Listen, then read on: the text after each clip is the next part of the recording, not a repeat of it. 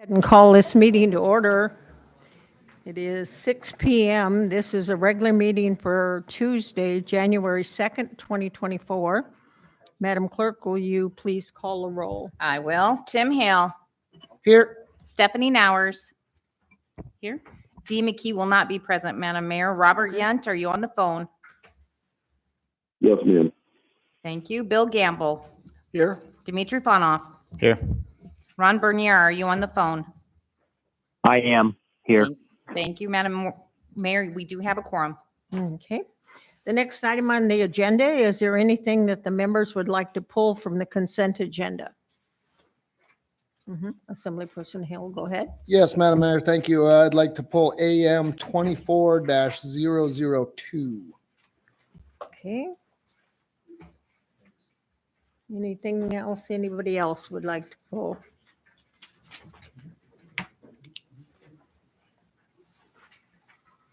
Okay, seeing nothing, then the agenda will be approved. And we'll all stand, please. And Madam Clerk, would you lead us in the pledge, please? I will. Okay. I pledge allegiance to the flag of the United States of America and to the republic for which it stands, one nation, under God, indivisible, with liberty and justice for all. Thank you. And I believe they're going to you to do the video first. Video first? Okay. Yeah. I'm moving out of the way. That's right. Okay, Oh, no, we already moved the audio, so I've got to do, oh, sorry, Lonnie. yes, go ahead. Yeah, so we're going to play a short 60th anniversary video. It's the 2024 marks the 60th anniversary of the Matsu Borough. This year marks the 60th anniversary of the establishment of the Matanuska-Susitna Borough. With a footprint roughly the size of Scotland and a growth rate that outpaces the entire state, the Matsu Borough is moving in the right direction. In 1935, the Great Depression had done its damage, and Midwest farming families were hit particularly hard. Struggling farmers were forced to foreclose on their properties and look for other work. In an effort to alleviate the effects of the Depression, the federal government sponsored the Matanuska Colony Project. 200 families from the Midwest were moved north to the Matanuska Valley and provided land, housing, and supplies in an effort to establish a self-sustaining farming community, which remains an important part of the economy today. Over time, the lure of plentiful land and less expensive housing drew many to the valley, but the influx of people meant a need for infrastructure to support them, such as roads and schools. It took a few years, but on January 1, 1964, as part of an initiative to reorganize local government structures in Alaska, the Matanuska-Susitna Borough was formed. The Matsu Borough's population has grown steadily ever since. Beginning in 1970, when census data was first collected, the population was just 5,188. As of 2022, that number sits at more than 113,000. The outdoor recreation segment of the economy is a major draw to the Matsu, with its miles of groomed ski trails at places such as Government Peak Recreation Area and the new Settlers Bay Coastal Park, or dip netting at Fish Creek in the Susitna River, along with innumerable off-road vehicle trails to access hunting and cabins. Not only is this the 60th anniversary of the Matanuska-Susitna Borough, this year will also be the first time that the Matsu will be hosting the Arctic Winter Games, a multicultural sporting event where more than 2,000 athletes will compete, representing countries from the circumpolar north. Up to 4,000 visitors could be sharing our roads this coming March. It's no mystery why the Matsu Borough is now the state's second largest community. Who knows where we'll be in another 60 years?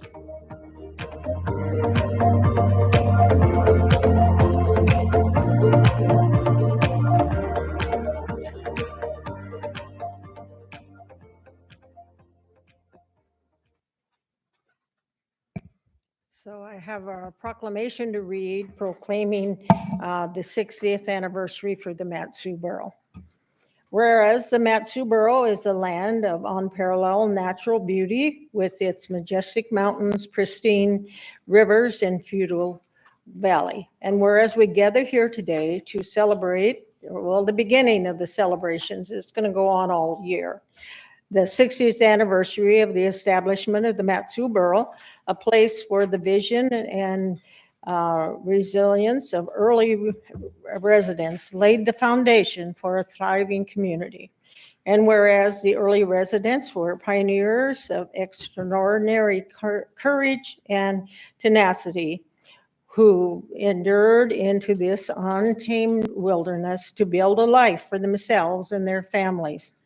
And whereas these pioneers saw the potential of this fertile land and the limitless opportunities it offered, and they toiled tirelessly, carving out homes and farms.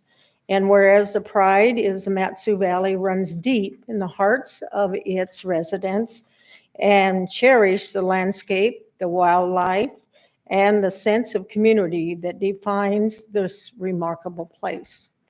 And whereas the growth and the diversity of the Matsu Borough is a testimony to the enduring spirit of its people, and who have welcomed newcomers, embraced change, and adapted to the revolving needs of our community. And whereas we honor the legacy of those who have come before us, recognizing the hardships they endured, the sacrifices they made to create a place we are proud to call home. And whereas as we look to the future, we are committed in preserving the natural beauty of our land, fostering economic growth, and assuring that the Matsu Borough remains a place where families can thrive and dreams come true. Now, therefore, I, Mayor Edna DeVries, do hereby proclaim the year 2024 as the 60th anniversary of the Matanuska-Susitna Borough. I urge all residents and citizens to join in celebration of this occasion, to reflect on our history and to appreciate the natural wonders that surround us, and to embrace the diversity and growth that makes our community strong and more vibrant.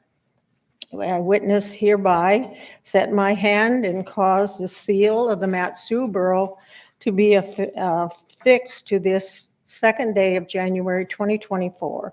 And so this is the proclamation.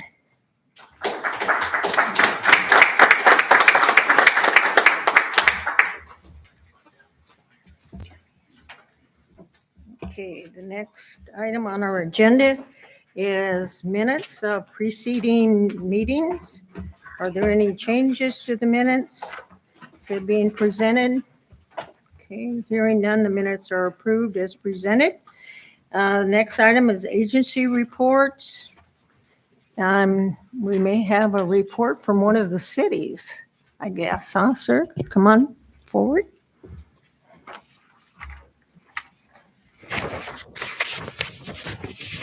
You need to turn the mic on, sir.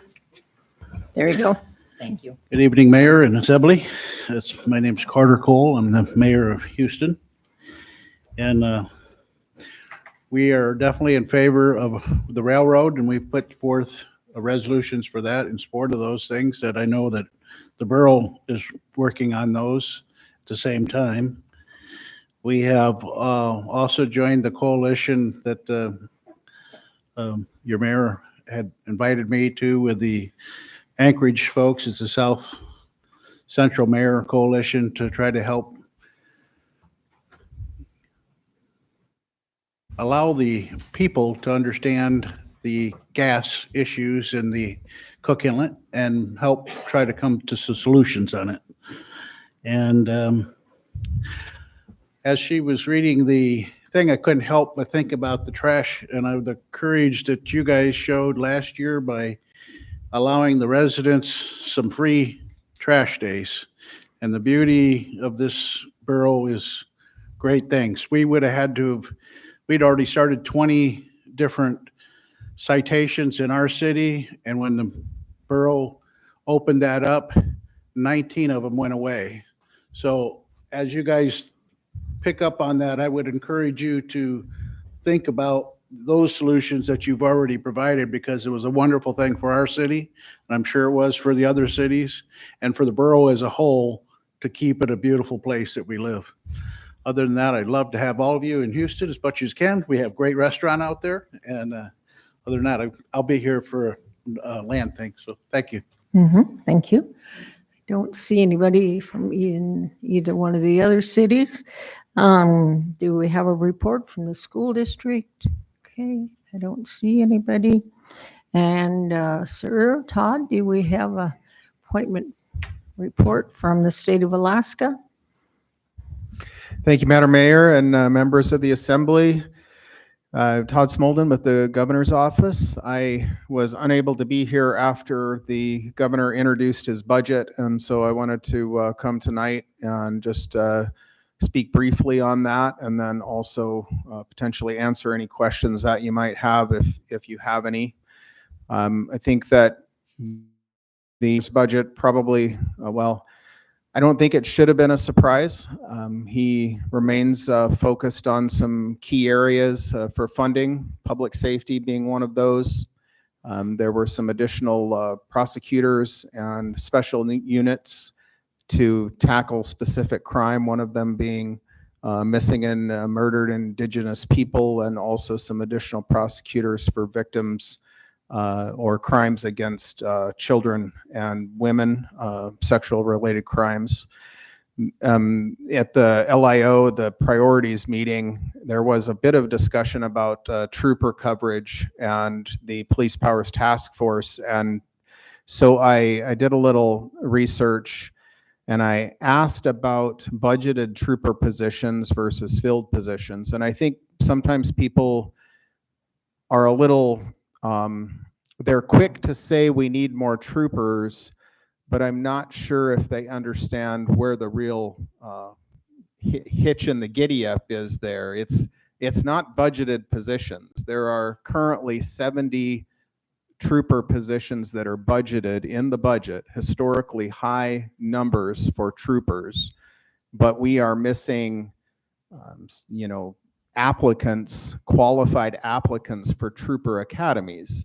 So it's not really a budget issue. It's more an issue of qualified applicants. So I would encourage anyone on the dais, but also just in general in the Mat-Su Valley, if you know young people who might be interested in being a trooper, let them know that we're looking for them. We want them to be troopers.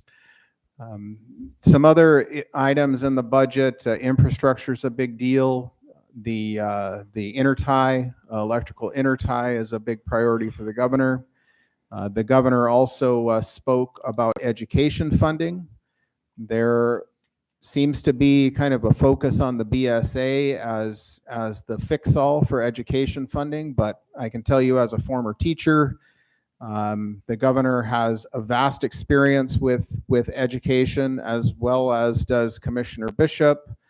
The BSA is not the panacea that some people would like you to believe it is. The governor believes there are much more efficient and effective ways to fund education, and he's looking forward to that conversation with the legislature when session starts.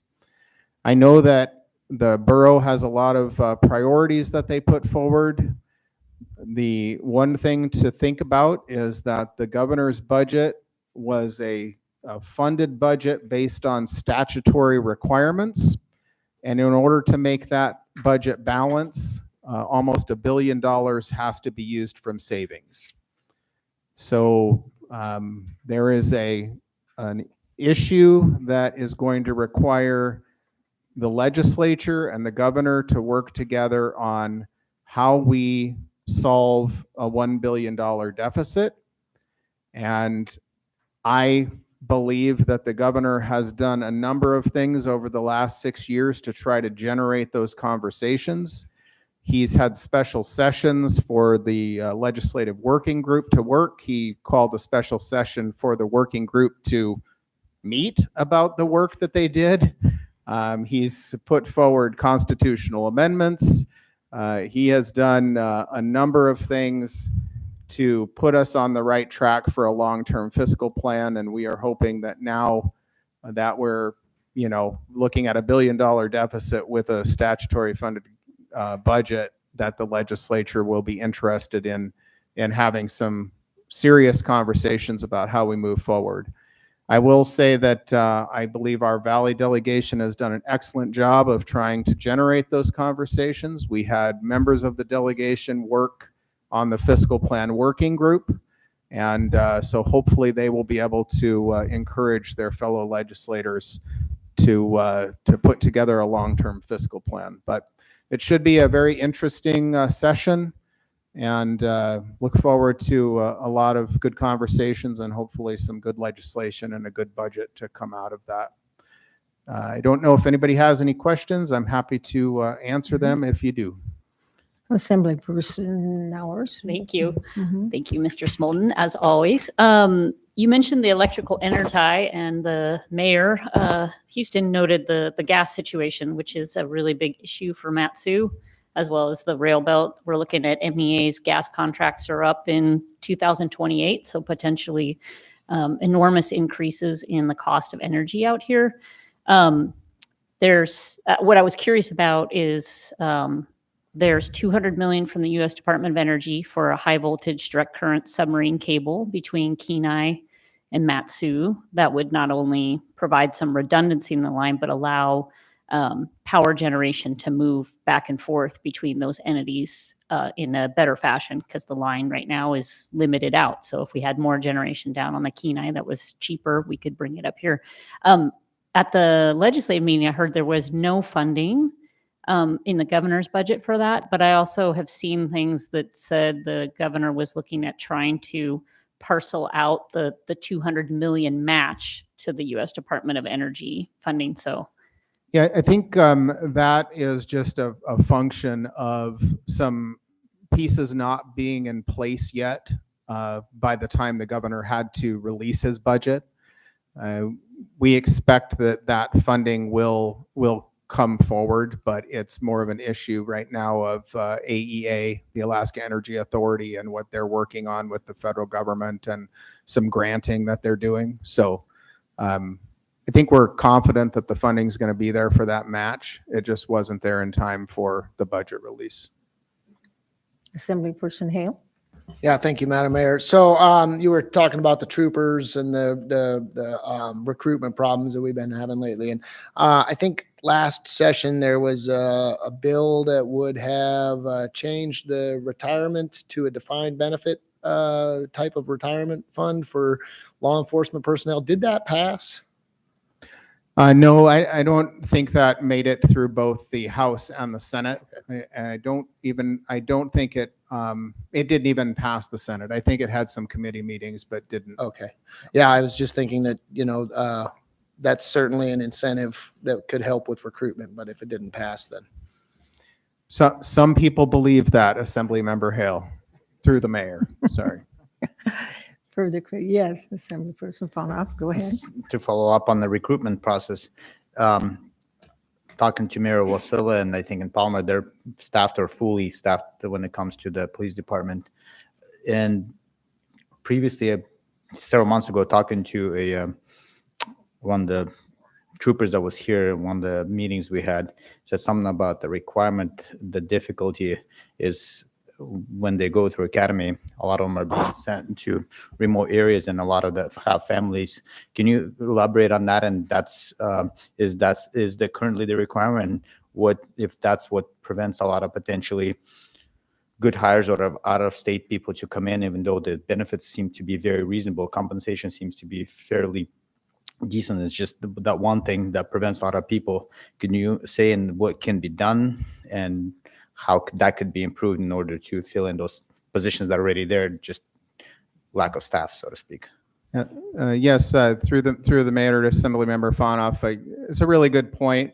Since the city of Wasilla and Palmer aren't here, I'll just blame them for stealing our troopers after we train them, but hopefully they're not listening online. But the commissioner is looking at a lot of different ways that we can change some policy, but You are correct in the sense that there is a requirement for some rural service, which is, I'm sure that does make it a little bit more difficult to recruit.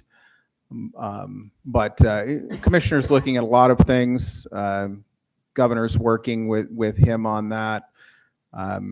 Just in general, when it comes to working with the general public, we are struggling to recruit people to do certain types of work anymore, whether it's teachers, whether it's homeless service providers, health care, mental health. It's difficult to hire people in like the public service industry, and so it's a challenge, and it's national, and everybody's facing that. But yeah, it's a good question, and I know that the commissioner is looking at ways to incentivize more recruits. Just to let you know that we would be, as a resolution have had to be in front of us, is to pretty much, I wouldn't say loosen up the requirements, but make maybe a little bit more leniency in order, instead of having dozens or you said over 70 positions that are not be filled. And part of it's probably in the valley here that we would really benefit that. So from that perspective, I just want you to know we've talked briefly on that in other meetings, but we would support that so that we could fill these spots that we badly needed here in the Matsu Borough. Yeah, thank you. I think it's a good comment. Anybody online have questions of Todd? I have a suggestion, Mayor. Sure, go ahead, sir. Just reach out to our churches and stuff, and get the word out there as a possibility of applicants for the troopers. And the old days before welfare and stuff, the churches held. They took care of a lot of stuff, the homeless and taking care of the poor and stuff like that. And I think we need to put some more reliability back in that direction. Go old school. And then as far as maybe mentioning the AK tips and stuff as well, too, to keep people really up on that as far as helping the troopers out as much as we can. Thank you. Mm-hmm. Thank you. Anyone else have questions? Okay. If not, thank you, sir, very much. Thank you. Happy New Year. One Yeah, other go ahead. thing, Mayor, I won't say who said it, but someone told me that 40 years ago, when the borough was only 20 years old, that you might have been presiding over Yeah. the borough, but I was. I haven't presided all the way through that now. You understand that? But yes, have a I good night. was, sir.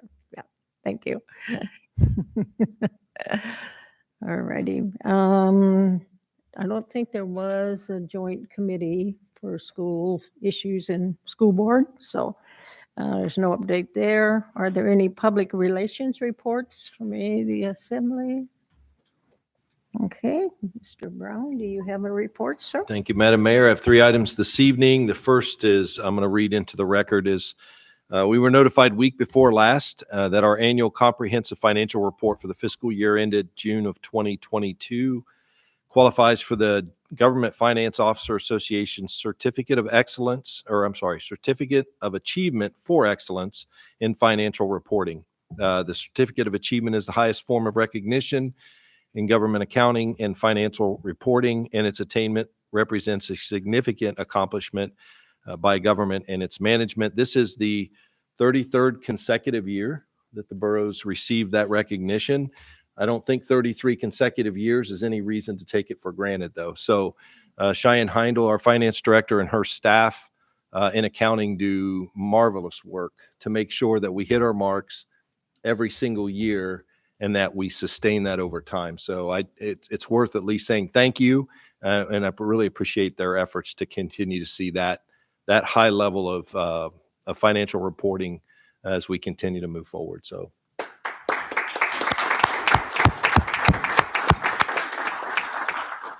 The second item is to request the assembly for a meeting for strategic planning. We typically do that in the spring. I was thinking of Saturday, February 17th. is what I would propose. That gets it in before we really crank up in the budget season, allows us to talk about some things. So if there are some items for the topics that we present that come up and there's some desire to have some of that resourced, it gives us an opportunity to build that into the budget. If we do it too late, it kind of makes it tough. So I am proposing a strategic planning meeting Saturday, February 17th. It would start at 9 a.m., I think is what we normally do, Lonnie. You don't remember. Is it 10? Do you want 10? Let's do 10. And it will be at Station 65, which is off the corner of Seward Meridian and Palmer-Wasilla highways. So it's. Anybody have any, oops, thank you. Any objections or anyone have any comments? And I know the mayor has an obligation that afternoon. It might be better to start at 9, so she has the opportunity to get out on time. Okay. Thank you. There's actually a good reason there. So we'll start at 9 a.m.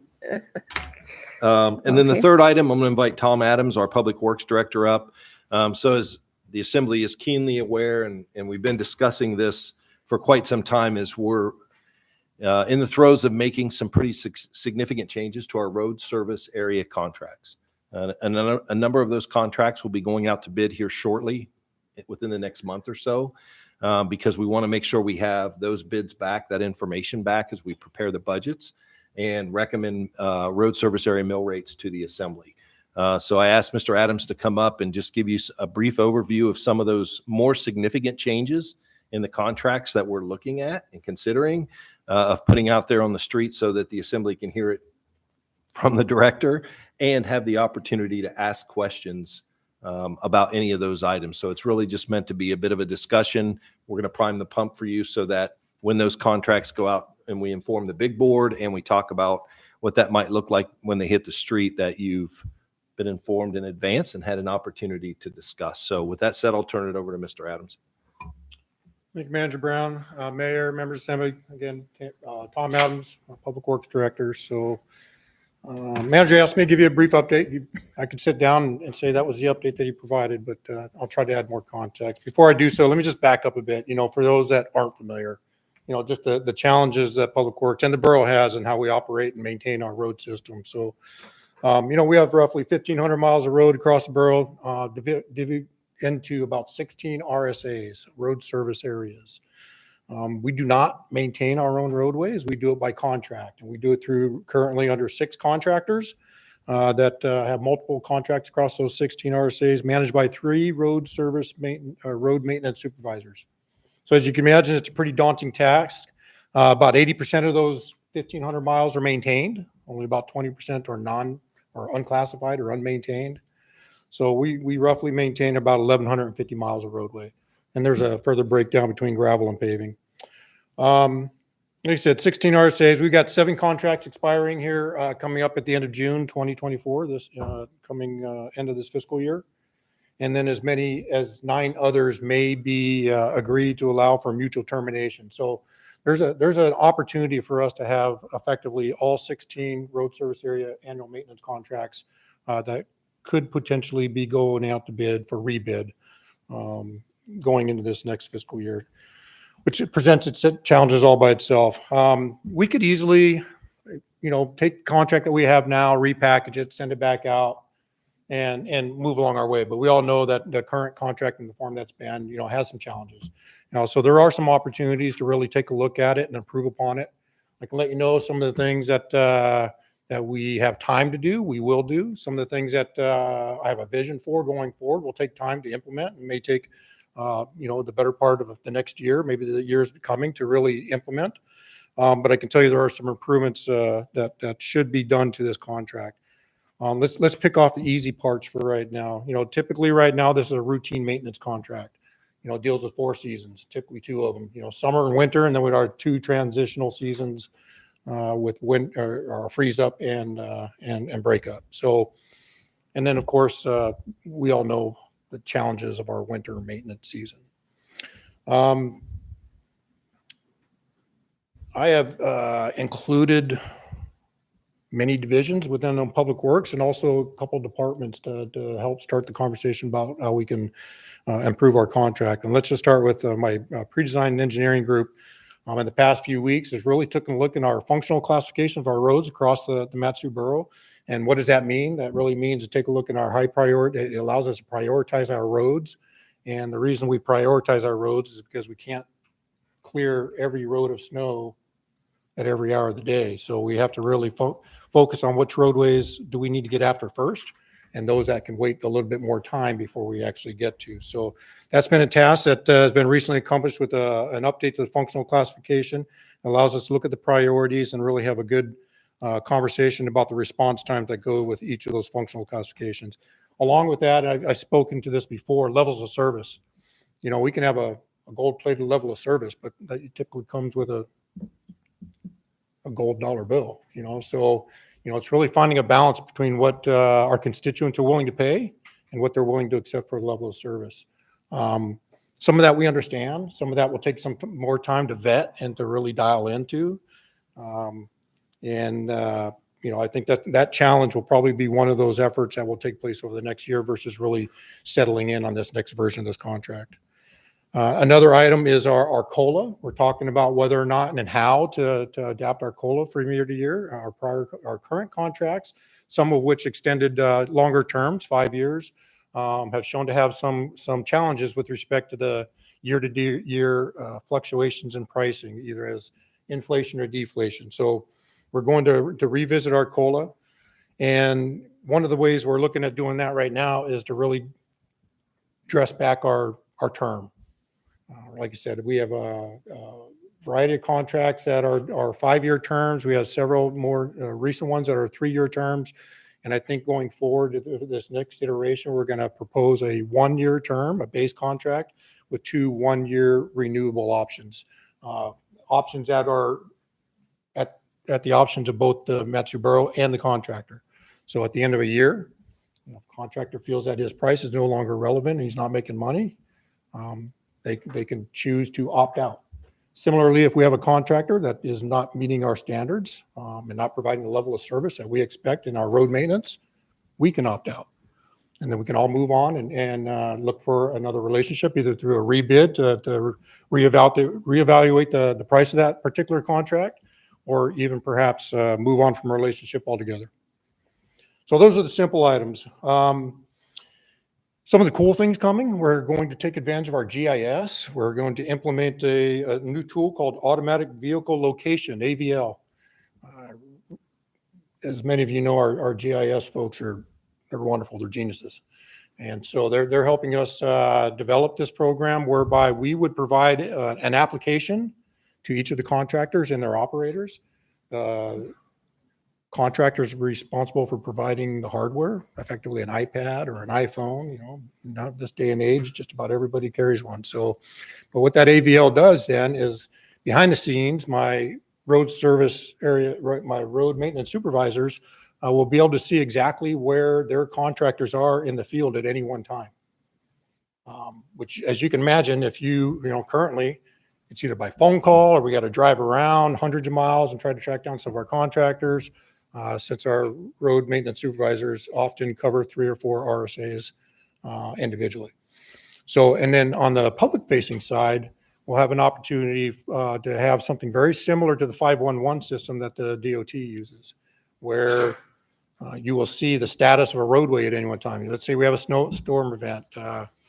You can imagine that our road network would turn to red. We got 8 to 10 inches of snow on the ground.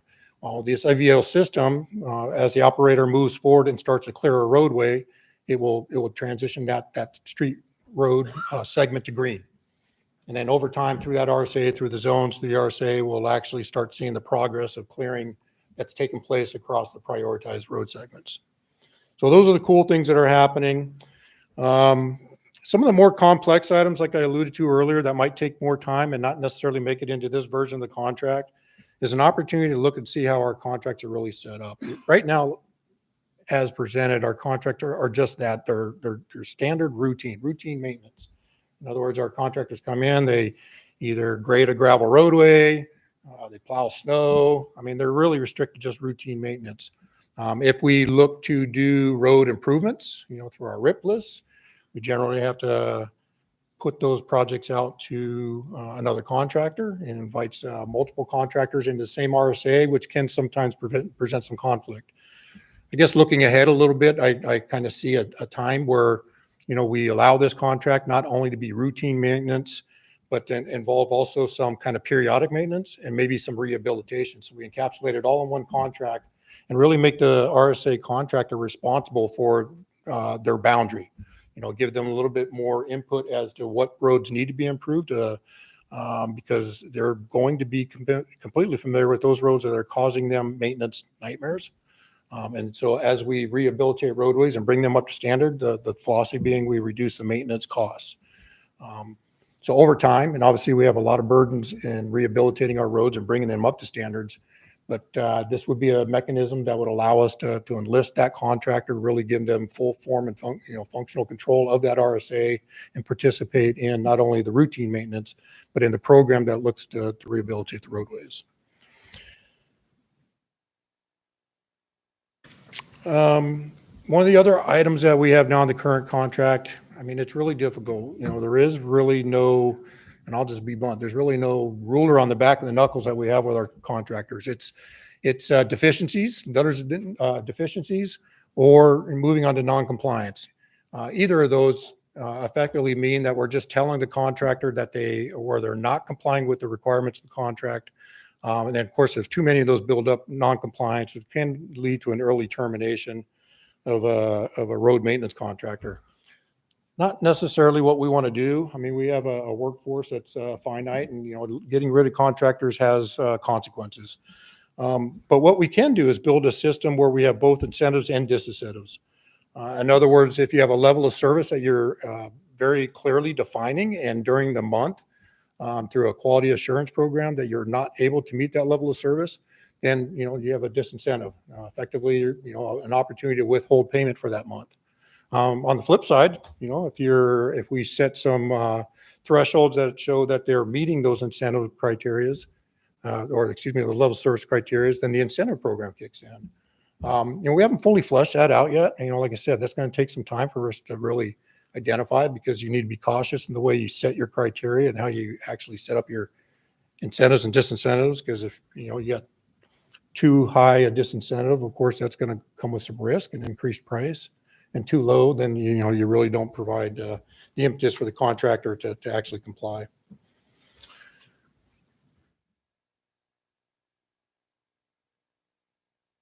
So like the manager said earlier, that is kind of a high level effort that we're putting forth right now. There's a lot of those elements that we will successfully put into the new contract. There's many of those items that just won't make it in this round.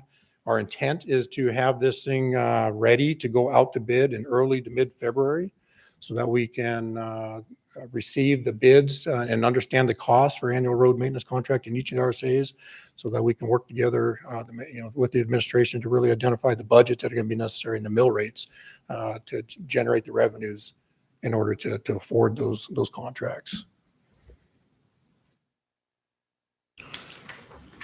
Ready for Pretty questions, much sir? it. Are you ready for questions? Yes, ma'am. Okay. What's your name? Oh, Assemblyperson Hale, go ahead. Sure. Thank you, Madam Mayor. A couple of questions. First, with 5 1/3 RSAs per superintendent, would you say that it's time to maybe hire, fund some more positions for superintendents, or are we still able to keep up? Are the superintendents able to keep up with the workload? Through the mayor, Assemblymember Hale, I do believe, as you may be aware, the task force supported the addition of another road maintenance superintendent last year. At that time, the O&M division manager, myself, decided that we would kind of use this year to figure out how things are going. We had some organizational restructuring that, we want to give a little bit more time to see how that was working out. But with that effectively 9-10 months in hand right now, I do believe that we're going to come forward and ask for an additional road maintenance position. Okay, cool.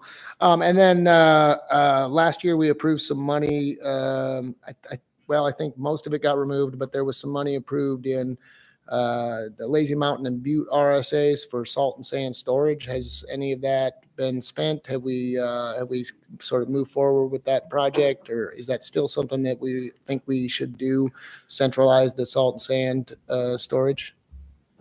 Through the mayor, Assemblymember Hale. So to cut to the point, no, we haven't made any boots on the ground progress on that. Now we have made, desktop progress, if you will, whereby we're trying to identify sites that would facilitate minimum amount of expenses in order to develop those areas. Coordinating, for instance, with the transfer station and finding if there's additional land or area that, it's pretty simple. I think there's been a misconception in the past, at least during my term as director, what those snow storage areas look like. I think others have told me that the expectation was that we had these covered areas that, were a little bit overkill, honestly. You drive around the valley and you could see stockpiles of sand, salted sand that DOT uses all over the place. All we need is a place to store it that's secured, that a contractor can have access to. And so they can be pretty simple. So we're looking to do that. Two of the RSAs within your district.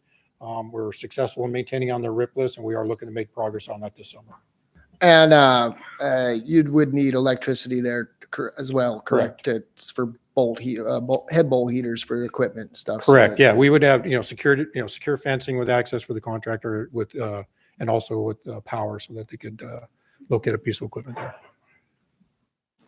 Okay, Assemblyperson Fauna. Sam, thank you. The restructuring, I think, will help a lot with making so that we're addressing issues that we previously had. So 1 year with 2 additional years, what you mentioned, where, if economy takes a really interesting turn or just contractor decided that, he can no longer hold it. I think that's a great idea. I'd fully support that and then it gives them an ability to know if they perform well and we like their services, we can continue have them for an additional 2 more years. Is that where I'm understanding correctly? Through the mayor, Assemblymember Fauna. Yes, absolutely. At least in this transition period where we need, effectively, I think we need to reset this contract. I think it makes a lot of sense for us to go back to a 1-year base award and then with 2 options, 1-year options. Okay, so I fully support. I think that's a good idea because things change within the 3-year period, just the reality of it. And that could also help out with that COLA increase. So if you get to understand. So one of the things that I had a question for you is we pay monthly to the contractor, but we specifically on a road maintenance right now, not on the construction, but on the road maintenance, we require their bond to be equal of what the contract is. Is that correct? Correct. Okay. So basically, even though on the maintenance side, it's weekly or monthly, the payment comes monthly, but is there a reason why the bond is so high? Well, typically, because you're under, through the mayor to Assemblymember Fauna. I mean, typically you associate a bond value with a contract value. And so on a service contract, just like it is, it's still for an annual maintenance value. And so I think the answer is in that it's aligning the cost of the contract, the potential cost of the contract over a 12-month period with the bond value. So in other words, you're entering into a contract with a contractor. Let's say they default in year 2 or month 2. The borough could potentially still be at risk of 10 more months of value. And so there's where the bond comes in. I will add to that, though, the issue of a bond and how to apply to this contract is one of the elements that's up for discussion. Okay, because one of the very expensive things when you're evaluating things is the bond, the cost of a bond itself. And many contractors, especially the ones that are starting, they don't have maybe that long history and the credit requirements, or they don't have that much money to just put in the bank as option B. So I would be interested in talking about lowering that significantly or eliminating it. And before I say that, when is the last time we've actually held somebody's bond and we had to took possession of that? Had that happened in since you've been on through the mayor, Assemblymember Fauna? Obviously, I've only been here a couple of years, but my understanding is that the borough is never attached. I'll look back at our purchasing director. Okay, thumbs up. Is never attached to a bond, a contractor's bond. Okay, so if that's one of the very difficult things as a contractor to get, and we have not had history, but the contractor is paying significant amount of money to meet that requirement.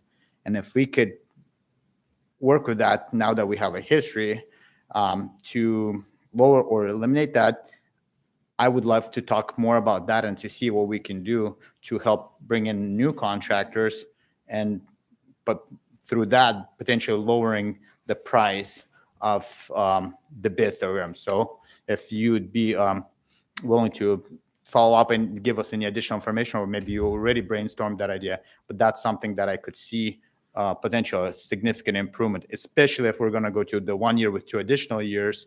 If they're not performing so well, after that 1 year, we cut them loose and, we get new contractor. So it almost seems like it makes sense to look into that, and that will help bring new competition and save on the cost. We'll take, through the mayor, like I said, Assemblyman Farnoff, it is one of the items under discussion.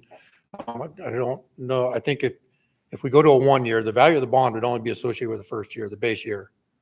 It wouldn't be associated with the 3-year period, if that's what you're understanding. But either way, it's under evaluation as to whether a bond at all for a service contract, a reduced amount to the bond, because typically we would, if we did have a contractor default, then it would only be for a couple 3-month period until we put out to bid another bid to engage a contractor. We typically, I don't think we would carry it for the next 10 months. So I'll get back to you on what the answer is. I mean, we got to have a contractor in the next 6 weeks. So between now and then you have an because answer. I did talk to the attorney, said there is no requirement for that. Correct. But it is a significant cost to the contractor.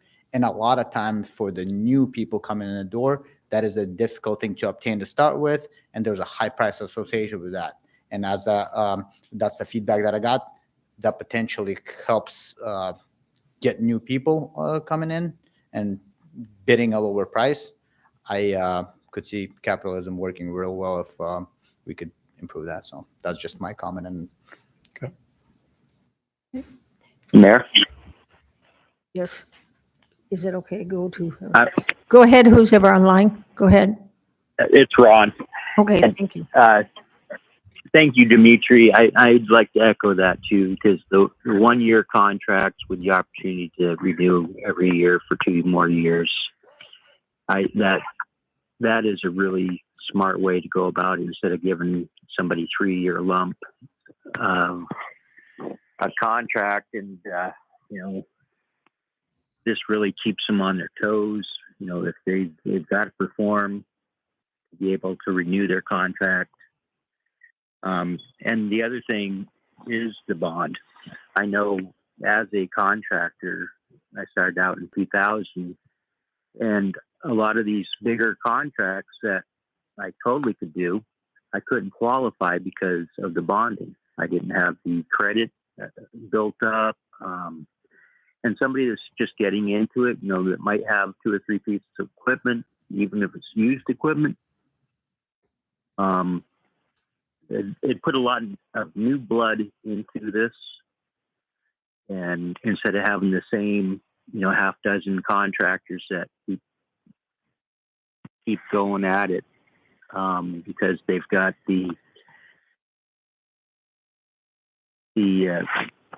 credit built up and bonding and stuff like that, but there's no reason why we can't get more smaller contractors involved and come out with a good income for everybody.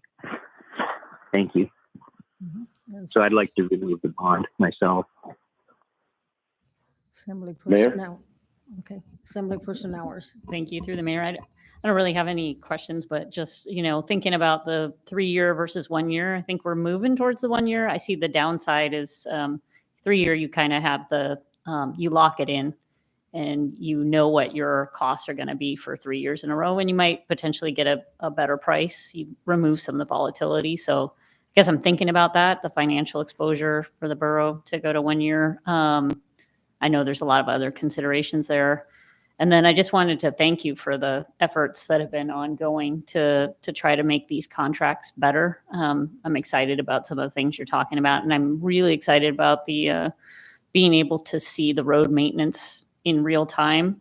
I know people were, I got a lot of calls when the snow was hitting and when's my road going to get done? And I think if people could look online and see where the roads are getting cleared, it would assure them that the plows are out there and they're working towards their neighborhood. And then it gives us the ability to see the contractors, and the contractors I think might like it too, because I think they get less complaints. People would see they're out there working. So, but I really just wanted to say, appreciate the staff time and mental energy that's going into trying to find good solutions here. Thank you. Further questions? Yeah. Ms. Nowers, I do think though, a contractor that's performing well, we have no reason to cut him off, and they could rely on those additional 2 years if they're performing well. So if anything, it almost puts them in the position where there's going to be accountability, knowing that, hey, they're not doing well. Next year, our contract might be taken away from us. So I don't see that being actually a bad thing. But if they're performing well, they can count on those 2 additional years, because we wouldn't have a reason to just get rid of them if we're getting good service. Correct, Mr. Adams? Through the mayor, Member Fonov, you're correct. I mean, there's a number of ways that relationship carries forward, and I think to address Member Nauer's point as far as fiscal certainty going forward. I mean, one of the things we're really still trying to evaluate is how do we gain the benefit of a contractor giving a price for each of those 3 years, and allowing us to still have a basis of award that recognizes that relationship may not extend beyond 1 year.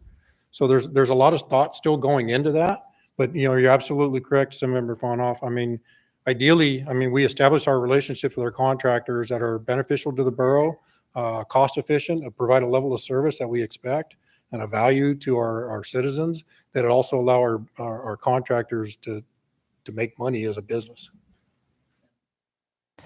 And is one of the things you're looking into to have people, if let's say we have extreme weather situation or something like that, so we don't have unexpected or surprising bills, to also have them besides outside of normal scope, so that we're getting their equipment rate, so we know if we need additional 8 hours of this equipment or that, so that we already know this is what we're going to be paying. And then at that time, your department could say, okay, if we need 10 hours of this, and we already know what the price tag and everything. Does that make sense? Is that something you're implementing? Absolutely, through the mayor. And this goes back to structure of all that we're looking to put into this contract. Again, routine maintenance, is very similar to what we're doing now. It's on a per mile basis, fixed fee per month. Looking at periodic maintenance, adding things like crack seal and striping and things that are outside the contract now that we look to perhaps a unit cost that we would enlist our road maintenance contractors responsible for, and then things like rates for equipment, that we would effectively gain rates at the time of bid that they would propose that we use if we were to enlist their services. The challenge is, how do you make sure that is a basis of award? If all you have is a rate list, and there's nothing that keeps anybody from giving extravagant rates in case you want to use them. You got to make it so that they're true prices, that when you need to use them, they're fair to the borough and they're fair to the contractor. And the only way you can do that really is to make sure there's some sort of element that is included in the basis of award. And that's part of the challenge right now. We're still trying to figure out how best to do that. So it's just not a rate sheet that's attached to a low bid. And when time comes, you open it up and you find out you're paying, $500 per hour because there was no reason for it to be any lower. Assemblyperson Yon. Yeah, one question for Mr. Adams and a couple of comments. So my question is, are we going to take a serious look at our burn policy prior to the new contracts going out? Through the mayor, some member Yon. I just had this email trade the other day with another member about yes. The short answer is yes, and I'm just curious of what direction you want to go with that. Do you want to make it 18 inches or do you want to make it 4 inches? So that is part of my comment earlier about the level of service that our constituents ask and demand, and then what the cost of that is. Because certainly we could make a no berm criteria, but that doesn't come for free. So trying to find a balance to where we dictate what our expectation is to our contractors. You know, they'll certainly meet those expectations, but you know, at what cost do we want to associate with it? I understand, and it, of course, won't come for free, but it will drastically reduce the price per mile if we reduce the berm requirement. I guess my concern is that of all the complaints that I went out and looked at and the different ones that we've seen in regards to berms, people get upset about them, and then unfortunately, they don't. I've never seen one that was actually more than 12 inches on the homeowner's side. So I think it actually leads to more confusion than anything. And we should maybe take a look at what Valdez and Juneau and other places are doing. But I just nothing we need to answer tonight. But I do think we need to take a good look at it, and it can help us reduce costs if we adjust that. So the other thing, you know, I'm really excited about the technology. It's something we've been talking about now for 9 or 10 months or whatever since last winter. It's going to make a huge difference when residents can get online and see exactly where the snow equipment is gone and various types of equipment and which roads are ready to go and not. And the other thing is I think it's actually going to make the lives of the superintendents a lot easier and make them a lot more efficient as well, right? The Matsu Borough is a large area. When you have to drive everywhere to look at stuff, it's a lot different than if you can see if they're out there working at the time. I definitely want to make sure we have awesome contractors, but there are reasons, and there have been times in the past we haven't. We've had to stop doing business with multiple people in the past, and it inevitably will happen again. So I want to make sure the next contract has good language in it for if somebody is not doing their job, that we know exactly who we can call and get it done quickly, and having the contractor's name and hourly rate for situations like that is a good thing. Again, I think the GPS and the technology is going to help with this a lot. And then what's the other one? I think that's it for now. If I think anything else will come up. Okay, further comments? Okay, thank you very much, sir. Do you have some more on your report, sir? Okay, all righty. Mr. Attorney, do you have a report? No? Madam Clerk, report? Your clerk's report with the upcoming meeting schedule and quasi-judicial report is in your red folder, and that's all I had, Madam Mayor. Okay, thank you. The next item is citizens and other correspondence. Are there any comments on the citizens and other correspondence? Okay, hearing none, they are presented. We do not have any IMs this evening. We do not have any persons to be heard. Madam Clerk. Resolution 24002, a resolution approving the changes needed to update the fiscal year 2025 schedule of rates and fees to be effective July 1st, 2024. If you're on the phone and would like to speak to this, press *3. Okay. You. So, Madam Mayor, so what's before you tonight is the annual resolution to establish rates and fees. I've asked Jeff Smith, who's our Solid Waste Division Manager, to come forward and talk about the central landfill and the transfer sites and some rates. We are proposing some changes, so we wanted to walk the assembly through why we're doing that. So we're not going through every rate change in the resolution. If you have questions, we can certainly talk about those. But I figured the landfill ones were significant enough that it would warrant kind of a quick overview to the assembly so that you understand what's driving or what's behind our thought process. So with that said, I'll turn it over to Jeff Smith. And Jeff, your clicker's right in front of you, right on top. I'm the one on the left. Okay. One that's worn out. Thank you. Through the mayor. So tonight we have a little presentation, as Mike said, about the rates and fees. And I thought that before we get into the actual fee component, it might be a good idea to talk about some of the things that we're working on. So here's a brief list of a number of things. You can see we're going to be pretty busy over the next couple of years with a lot of projects that I wanted to mention. The new road to the landfill, many of you have seen. In fact, on the first slide, you can see what that looks like. It's kind of a nice concept there that we've got coming, and we're thankful that we got to do that. We're constructing the new tipping floor, which will facilitate more recycling in the future. As we know, recycling is a big component of what we do, and needs to be a part of it. We'll actually save money for the landfill, so that's going to be very helpful. Expanding the cell forward, we're working on that now, trying to get that figured out to add years of life to the cell, which will ultimately save us a lot of money in the long run. We want to start a glass collection program. We know in the past we've talked about that, and that's been something that's been very important to the community. We think we have an opportunity to do that, and we're working through some things with VCRS to make that happen. Leachate evaporation system, as you all are aware, we are in the process of getting that put in and installed. That'll, in the long run, save us millions of dollars over the life of this contractor and over the life of that project, and travel expense and manpower and so forth. So it's a very good program. Starting a new compost program. Hopefully very soon we'll have the paperwork to bring to the assembly to get that approved, but we're really excited about what we're going to be doing in the future with that. Opening the new tipping facility, and then of course implementing our C&D reuse program. We're still working on some things with that once we get that whole layout made for you. Now you can see a little draft here on the side of this that shows you kind of the layout of what we're looking at. We're working through some details. It's kind of hard to say in that picture. I'd love to spend time with anybody who wants to talk more about that so we can help you understand that. But it's, again, pretty exciting to see some of the things that we're working through. That being said, rates and fees. So everybody wants to know, what do we do with our money? I will tell you right now that we are putting together a trifold brochure that we'll have available for the public to look at, because we think it's very important that people understand how their fees are used. As you know, being the borough entity, our goal is to break even. It's to not make money. We try to borderline at zero cost or maybe just a hair below, and so that we can each year to year keep our prices down as much as possible.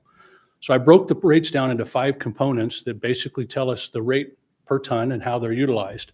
As you can see here at the top is post-closure. Post-closure is a requirement by federal law. You have to put money aside for the closure of the landfill, and there's a calculation that's done on a regular basis that's put aside for that. So that takes about $12 of our per ton rate. Loans, that's one we're going to talk about a little bit more in a minute, some of the loans we've had in the past. CIP, that's any improvements we make, land development, opening new cells, closing cells, any building equipment, whatever that might be. There's a number of things that go into that. Transfer stations. Over the years, we've been able to actually reduce the cost of transfer stations. A couple of years ago, this was more like about $26 a ton. So we've actually been able to moderate that and make some improvements and be a little more efficient there. And then, of course, the operations itself. It runs about $71 a ton, the majority of the fee. So the loan repayment schedule. I wanted to share with you, in the past, as a landfill and as a borough, we've not made always the best decisions in our rate structure. We haven't charged enough, and we've had to take some loans out in order to accommodate the things that needed to be done. Because the downside, I suppose you could look at it that way, the downside to a landfill might be that there's certain things you just have to do and we're obligated to do. So if we don't have the funding to pay for it, we have to borrow funds in order to make sure that certain things happen. So you can see some of the things here. The Cell 3 expansion, the recovery facility, Cell 2 closure. These are the loans that we currently have in the approximate payment and end date. And I wanted to share this graph with you on the side, because if we continue on this program of charging the correct rate for our structure, these loans will fall off. And ultimately, if you go back to this slide, that $14 in the rate goes away. That means either lower rates, it means whatever it means. It could be a variety of things, but just a comparison, it's $14 less a ton. So it has a lot of value if you cut those out into the future. Now, we've sort of developed a plan, and 15 years out, which I granted when you get out to that 8 to 10 year level, it gets a little bit complicated. But we've looked at when we need to open cells, when we need to close cells, what that cost structure looks like in today's dollars. And when we figured it all out, we think that the rate structure we're proposing, that'll help facilitate that without taking any future loans and getting these paid off. And that ultimately we'll see in about 10 years, those loans will drop to just a couple of $100,000 a month and ultimately disappearing in about 20 years. So that's a big benefit to the community as well, and to the rate structure. So here's what we're proposing on our rates. 4 basic things. The MSW, that's the solid waste, the municipal solid waste, the trash. We're looking at about a 3.5% increase. Now understand, over the last couple of years, we've seen huge rate increases, anywhere from 8 to 15%. And in our compaction contract, it's been significantly more than that. But I think that what we've done as a landfill, we've been controlling our costs and keeping costs down as much as possible. So we don't need to go and increase the rate as high as our costs have increased. We've been able to moderate some of that. So we're only asking for a 3.5% increase on the MSW, a little less than 1% on the C&D. And then where we're looking at is the bag. This is the minimum rates. As you recall, about 3 years ago, we reduced the rates from our $15 and $3 a bag down to $10 and $2 a bag. And what we're proposing is that we put it back to the rate that it was 3 years ago. So although that's an increase from previous year, it's the same price it was 3 years ago. So we're not asking for an increase above that, just to what it used to be. And then I thought it'd be good to look at some comparison rates. I will tell you that Anchorage is actually raising rates this year. They did on July 1. That's not in this graph. This is last year's rates. And I think the biggest comparison is at the bottom when you see the year over year per ton rate. You can see that we're actually one of the lower rates overall. Anchorage is definitely lower, but their volume is 3 times as high. I think I'll tell you, if our volume was 3 times as high, our rate would be lower too, but that's one of the downsides, maybe someday. And the point of that is it costs about the same to run a landfill. It's moderate increases once you get to run the landfill. It's just moderate increases with staffing and so forth. The interesting thing here is if you look, we're in the green one in the middle there, $147 a ton is what we're proposing. You've got Kenai, which a lot of people have said that we'd like to be like Kenai where it's free, but when you look at their general fund and their costs and their CIP and what it costs the general fund, it's running close to about $180 a ton. And they're only running about 60,000 tons. So again, it's a volume issue. If they had more volume, the rate might be lower, but that is what it is. And even Fairbanks, which is quite surprising if you look at it. So they have a tiered structure. They have both a per ton rate, which is only $132 a ton, but then they have a fee that they charge actually on the general fund that helps pay for the free services out there. So that combined, it comes into roughly about $200 a ton. So it's a little bit higher than what we actually do. So you'll see in Juna, which is another interesting one, their rates are going through the roof because they aren't going to build another landfill. They're going to start transporting it down to Washington is what their plan is. So there's a significant cost increase that happened this past year there. And then another interesting one I threw on here was Hawaii. People talk about why is it cheaper in Hawaii? Well, right now they're in the midst of trying to figure out what they're going to do with their trash because they can't settle on a new landfill and theirs is about to close. So they're estimating what they're trying to do is look at both a burn possibility or new landfills or whatever, and everything so far has not been approved, but they're thinking their rate's going to be in the $140 plus per ton. So I started with the $140, the estimated rate. They were last year $122, and they're increasing dramatically since then. So basically, that is the overall great proposal of what we have for solid waste. Okay, question, yes, go ahead, sir. Yeah, through the mayor to the assembly, Oh, one thing we talked about this real quick was, and if you could, Jeff, go back to the loan repayment slide. One of the challenges, and I think this is an important thing to note because you wouldn't necessarily pick it up on the slide itself, but some of these capital projects that we would go out and take loans for. So let's assume a 20-year repayment schedule on that loan. Some of the projects that we're talking about don't even have a life expectancy of 20 years. So if you're not careful, you're actually paying debt on a project that's outlived its useful life expectancy. So I think that's a really tough thing to do. And I think that's what we've got to be very careful of because we don't have a cell that I think is going to last for 20 years. But you could be paying on it for 20 years. And as that compounds over time, that can be really problematic. So it doesn't jump out at you on the slide, but just something to consider. And that's one of the concerns with taking on, even if it's a low interest DEC loan, is that sometimes you may be taking a loan out for something that doesn't even have the useful life of the loan schedule to be paid back. So just something to consider as well. Thank you. Assemblyperson Hale. Yeah, thank you, Madam Mayor. It's interesting to see the Fairbanks structure there. Have we done any type of order of magnitude analysis on what it would cost the borough to go to a structure somewhat like that, where we were charging $147 a ton for commercial waste and then paying for residential waste through a mill rate increase? Is there any kind of analysis on that? Well, we actually, I think Shan might remember, we looked at some rates back at the last strategic meeting of what it would cost in a mill rate. And Right. I think if I remember right, 1.4? Like that, And yeah. that's with the commercial That would still be paying. that would be free basically, and everything would be paid through a mill rate at that point. We never looked at a study to say if we took part of it, like they're doing it free Right. and part of it not. We haven't Yeah, done that. I remember at the strategic planning meeting and the mill rate just for it to be covered by the mill rate. But I was just curious if we had looked at Yeah. separating out, like Fairbanks does, the commercial versus the residential, and paying the residential through a mill rate and having the commercial folks continue to pay per ton. So, Yeah, we haven't done that study, but we've had some conversations about what that would look like. I would be interested in knowing what that rate might look like, even if it's just really general. Assemblyperson Yant?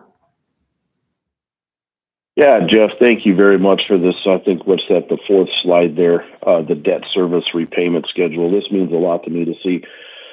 Even though the interest rate loans or the loans from DEC are low interest rate, what that really means is we're passing it on to our kids because we don't want to pay our own bills today. So whatever rates that we have to make sure we're not borrowing any more money is what I would like to see. And I know that's, they got to be adjusted from time to time. It can change depending on volume and how many cells we got coming. But I definitely don't want to, and Manager Brown touched on it brilliantly, I don't want to be borrowing money for 20 years on a cell that might only last 5 to 10. That makes no sense at all. So thank you very much for that slide. As far as the rate increases, I fully support you on that. If that's where we got to be to make sure we're not borrowing money moving forward, I think it's great. Yep, that's all I got. Thank you. Any other comments? Yeah, well, Assemblyperson Powers. I would normally concur with not borrowing money, but sometimes if you can get a low enough rate, it's a good deal. If you can get 2% and you can turn around and invest that money at 4%, that's a good deal. So my only caveat with that is just, if the rates are low enough and it makes sense, sometimes it makes sense to borrow. Further comments or questions? Go ahead. If I could add to that,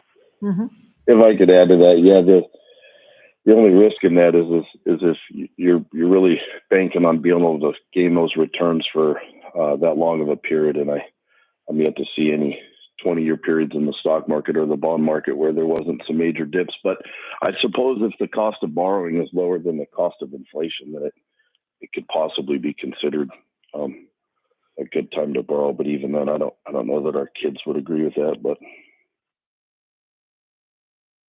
Okay. Further comments by any of the assembly? Okay.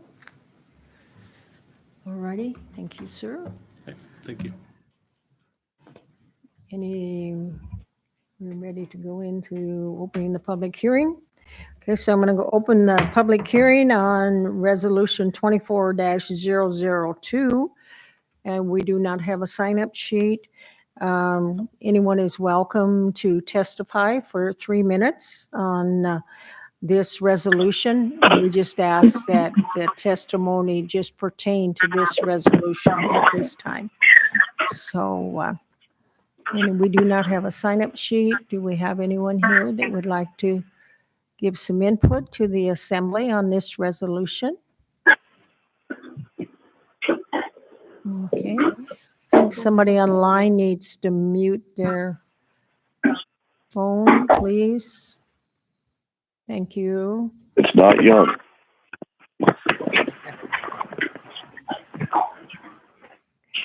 Okay. And we do not have anybody online, Caleb? Nope. Okay. Last chance for anyone here.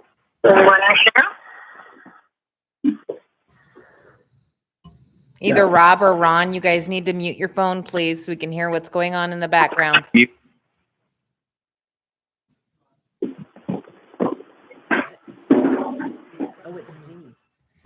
Assemblymember McKee, could you please mute your line? We can hear you. Yeah, I'm not saying anything, Lonnie, but how do I mute it? Star 2. Thank you. Star 2. Or you can just mute your phone, Dee. Assemblyperson McKee, can you tell us when you came online, please?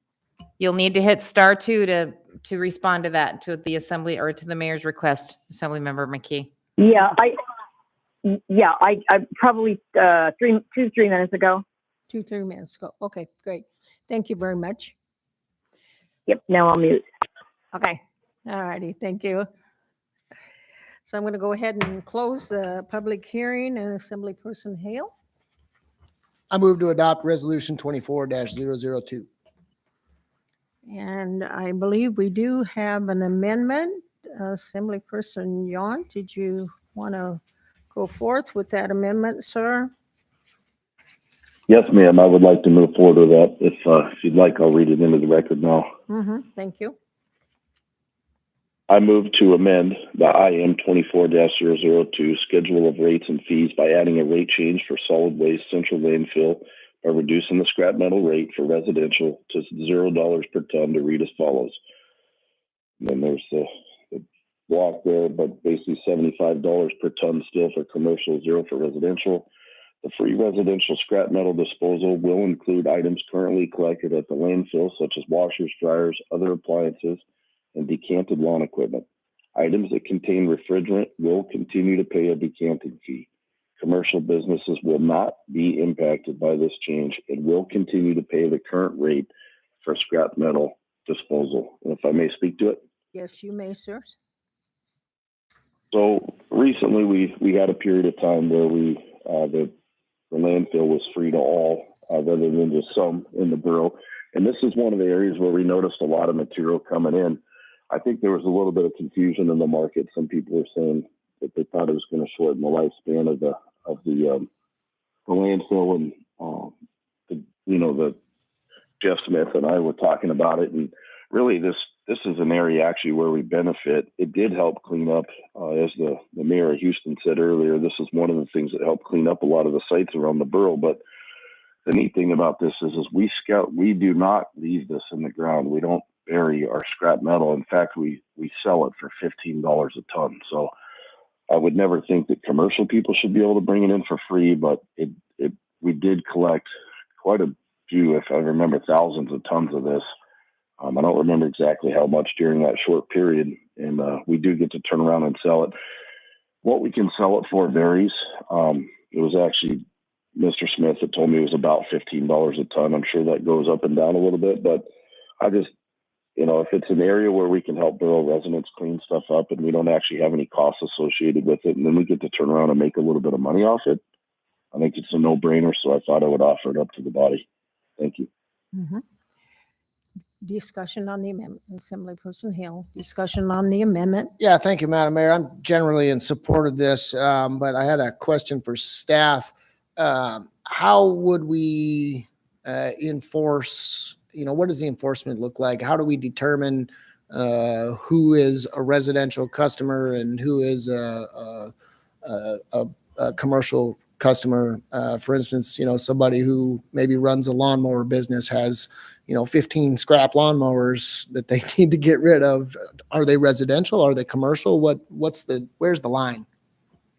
What do you do? The mic, sir. Sorry. Thank you. Go Yeah, ahead. thank you. That's a very good question through the mayor. It's a challenge sometimes. We trust people and ask them. If they come in a business vehicle, we assume they're a business.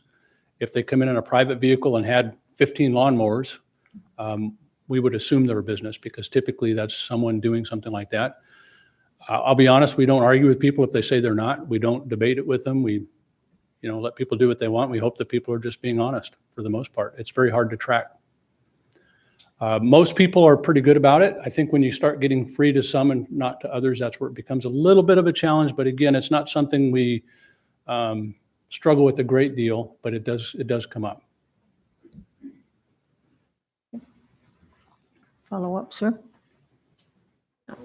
Okay. Further discussion on the amendment. Is there any objection to the amendment? Hearing no objection, then the amendment passes. Further discussion on resolution 24-002 as amended. Any objection to passing resolution 24-002 as amended?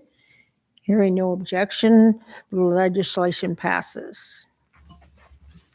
Resolution 24008, a resolution adopting the fiscal year 2025 capital improvement program. If you're on the phone and would like to speak to this, press *3. Okay, I see we have staff.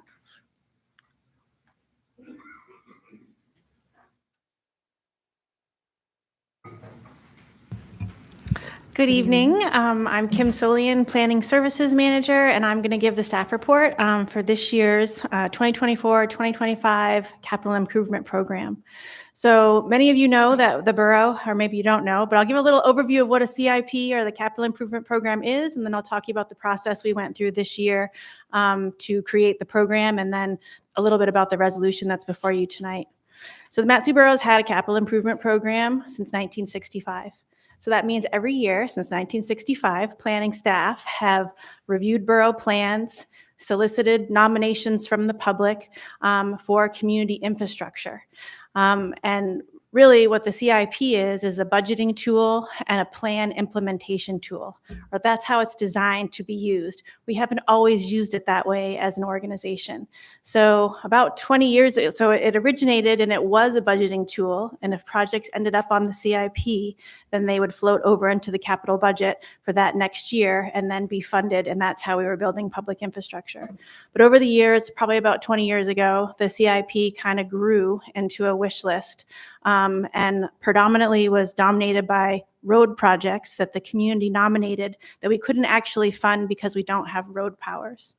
So the CIP list grew from maybe a 10 or a 20 project list to over 400 projects that it just became unruly and unmanageable, and it wasn't prioritized, and we didn't have the powers to fund everything within it.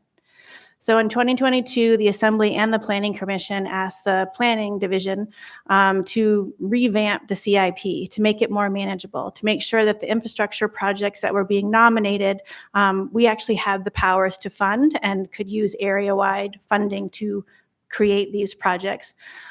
We also were asked to make sure that the projects were connected to an Assembly-adopted long-range community plan. And then we also asked, or you all also asked, to kind of prioritize these projects so there weren't so many, that it was reasonable on an annual basis that you all as the Assembly during your budget process could make allocations of funding to fund projects from the CIP.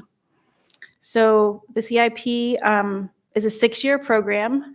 So if you adopt the resolution tonight and approve the list of 9 projects that we've brought forward for this coming year's CIP, over the next 6 years, if you invested about $500,000 into the CIP pot of funds, you could fund all the projects that we are proposing over the next 6 years.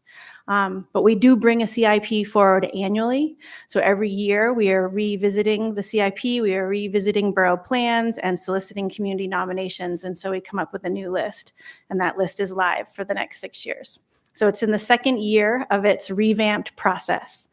So the process we went through this year to solicit community nominations and borough department nominations is we have a CIP website on the borough page, and nominations are collected through the borough website through our Survey 123 process that GIS manages. So nominations are open on a rolling basis year-round, but for each year, we look at nominations that we consider a nomination to be valid for the current year's CIP between August 1st and August 1st. So every nomination that came in this year or last year from August 1st, 2022 to this year, 2023, we brought into the review process.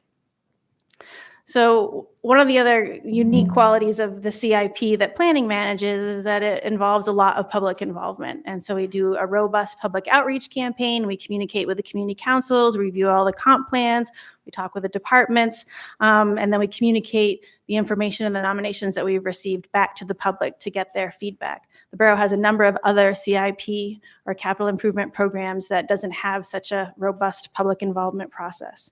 So like I said, we have our website where we collect our nominations. We advertised the CIP on the borough and the planning department's social media pages, letting the community know that nomination periods were open and what the timeline was. We advertised the CIP in our planner platform, which is our bi-monthly newsletter that the planning department puts out, educating the public about different planning topics. We did direct mailings to community councils, letting them know that the CIP nomination period was open. We did presentations at community councils, educating them about the CIP process and how to make a valid nomination. And then we had an interactive map. So over the course of the year, the website had 7,000 hits. So 7,000 people went to the website, reviewed the nominations, looked at the applications, learned about the program. Once we produced this year's CIP for public review, we had another 4,000 people go to the website and look at this year's nominations. And there was a mechanism for people to comment and to like the different projects, and we had 87 likes on that page. So as I said before, we changed up the qualification criteria for the CIP to make sure that they were valid projects that the borough could actually fund. Just wanted to highlight for you what those were. So in your packet, if I didn't mention it, this document that I'm reading has all the details that I'm sharing if you want to go back and review it. So one of the changes in terms of criteria, so we received during the nomination period 21 nominations to be part of this year's capital improvement program. And in looking at those applications, we first had to evaluate, were they a valid project? So do they fall within borough powers? Is it something that we have the power to do and can use area-wide funds to fund? Are the projects new and not considered routine maintenance or equipment? They had to have a minimum cost of $20,000. They had to have a lifespan of over 5 years. And they, like I said earlier, they had to align with the borough adopted plan. We also formed a scoring and ranking committee made up of different staff from each of the borough departments. So they helped us review each of the nominations and ran them through the first series of validations. So once we looked at all of the applications, we realized that only 17 of them were valid nominations. The other applications, I don't have the list of them that are here, but were things like developing senior centers and other things that the borough doesn't have the power to fund. So those didn't make it to this year's list. Once we had the 17 projects that were valid, we reviewed them in a scoring matrix so we could prioritize those projects. There were 10 different criteria that we scored each project on, ranging from connection to other borough projects, having borough support, having existing funding, supporting health and safety, and things like that. Once each of the 17 projects were scored, we took the top 9 highest scoring projects and are recommending those top 9 projects be the projects that move forward in this year's CIP, so the 2025 fiscal year 2025 capital improvement program. And I'll just quickly give you the highlights of those 9 projects. So the top ranking project was the Pioneer Peak Trailhead expansion. So right now, if you've ever been to Pioneer Peak Trailhead, it's a very small trailhead. It has an old-fashioned outhouse. During the summer, when it's a really busy time of year, there are a lot of people hiking that trail, and they're parking along the road because there's no room in the parking lot, and it's creating a safety hazard. So this project would expand the trailhead to I think an acre, add a vaulted toilet that borough staff can maintain, and probably add some signage and amenities. The second ranking project was the Government Peak Traverse, which is also a super exciting project, would really benefit the community. It'll create a trail linking the Government Peak Recreation Area to ski area to 16 Mile, which is the old-fashioned parents drive your kids up the hill and drop them off and they ski down. It'll be a significant trail. I think it's 10 miles in length, and it'll be a portion once it's completed the long trail that's connecting Seward to Fairbanks. So this will be a key linkage of that trail. The number 3 project was the Wigme restroom project. That's in Talkeetna. It's a trailhead at the Talkeetna Lakes Park that doesn't currently have a restroom. The borough actually has a vaulted toilet, and the funding for this project would actually allow that to be installed in that location. The top number 4 on the list is the Jim Creek Campground water and electrical upgrades. Right now, it's a primitive campground. It doesn't have water or electric, and to allow campers to stay longer, having those facilities would enable them to do that, and so that's a request. Number 5 is the Jim Creek Campground expansion to phase 2. It's a campground that's very successful since the borough has built it. It's often full all summer long, and this would allow us to double the number of campsites to allow more people to recreate in the area and have a safe place to stay. Number 6 is the Brett Memorial Ice Arena maintenance area expansion. And so that will allow the borough to add a room onto the arena that will allow us to store our maintenance equipment. Right now, things are in an outside Connex box, not heated, and it just makes maintaining the arena difficult. So that would be a place to allow us to store tools and equipment to provide better maintenance. Almost done here, just 3 more.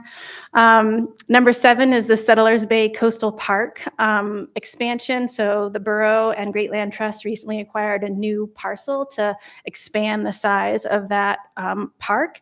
And now this would allow us to create a new parking area, to pave it, to expand some trails, and to put in a restroom. Number 8 is the Alcantara baseball and softball field upgrades or renovation. Those fields are really old. I think there are 3 or 4 of them. Hugh has his head down, so he can't confirm. So there's a plan. The borough has a plan to, over the next few years, update those fields so that, I guess right now the rocks are showing through and the field just needs to be redone, and it's a well-loved place. And so this one would update one of those fields. And then the last one is the Lions Head or Net City IE trailhead development. As many of you know, the Lions Head hike has been very popular over the years. It's been on private land. You had to get permission from AT&T to park in their parking area and to cross through a gate and then hike up an unmanned trail. So the borough has permissions and got the appropriate easements to put in a parking area, to put in a bathroom, and to update the trail. Sorry, it's echoing. Put in a bathroom. Sorry. And so that's what that project would be about.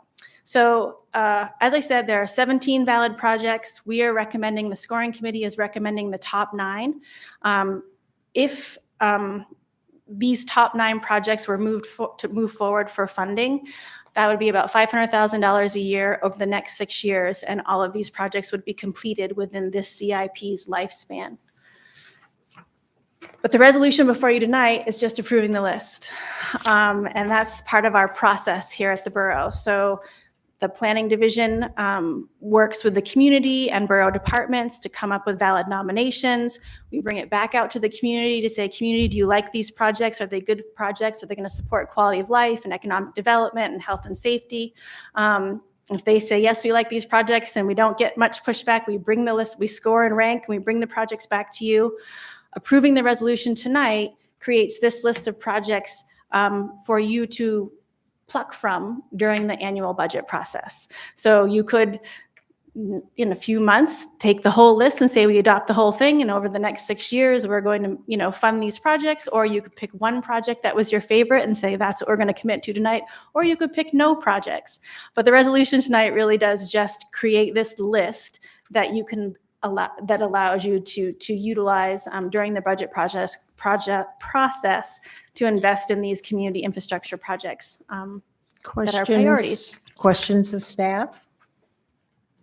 Assemblyperson Nowak. Just more of a comment. As a person who came into the assembly and received the list of 400 projects previously that was not prioritized, I really appreciate the effort that's gone into this. I think you give the assembly too much credit. I think staff said when assembly asked some questions, I think you and other folks were like, maybe we can come up with a better process.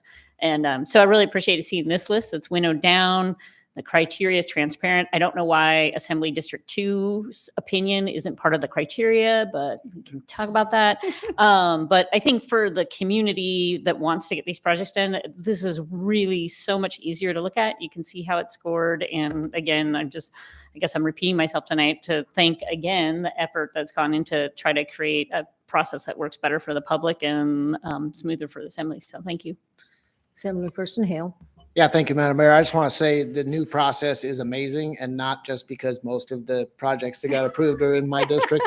But I have been telling all of my community councils, if you've got wish lists, get it into the CIP, and the more complete your application, the better chance you have of getting something done. So I really think this is great, especially the Austin Helmers Trailhead.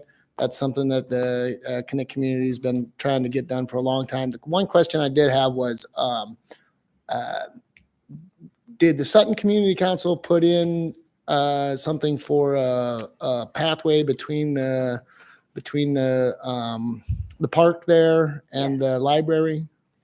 Yes, through the mayor to Assembly Member Hale. It was, the Sutton Community Council did put in the historic district pathway on, they nominated that. It was a valid project, but it ranked number 15. So you could make an amendment to the CIP if you wanted to add that to the list, but it is in here and valid. Maybe I'll just get with you guys later and find out what things they can do to make that rank a little bit higher next year. Okay. Thanks. Further questions or comments to staff? Okay, thank you. So I'll go ahead and open the public hearing then on Resolution 24-008. And we do not have a sign-up sheet. Anyone in the audience that would like to address the assembly on that resolution? Do we have anybody online, sir? We do not. One last call for anyone here. Okay, I'll close the public hearing and Assembly Person Hale. Yeah, I move to adopt Resolution 24-008. Okay, discussion by the Assembly. Is there objection? Hearing no objection, the legislation passes. Madam Clerk. Ordinance 24001, an ordinance accepting and appropriating 2022 August Mat-Su flooding disaster relief funds in the amount of $25,600 from the Alaska State Division of Homeland Security and Emergency Management with accompanying resolution 24001, a resolution approving the scope of work and budget for road repairs within the borough as a result of the 2022 Mat-Su flooding disaster. If you're on the phone and would like to speak to this, press *3. Go ahead, Adam. Through the mayor to the assembly, Cheyenne Heindel, finance director. Before you is an accept and appropriate of $25,600 of emergency funding to repair roads that were damaged in the 2022 flooding. Questions of staff? Okay, I'll go ahead and open the public hearing on ordinance 24-001 and resolution 24-001. Is there any, we do not have a sign-up sheet, okay. We have anybody here that would like to testify? Seeing no one online, sir, no, okay. So I'll close the public hearing. Assembly Person Hale. I move to adopt ordinance 24-001 and accompanying resolution 24-001.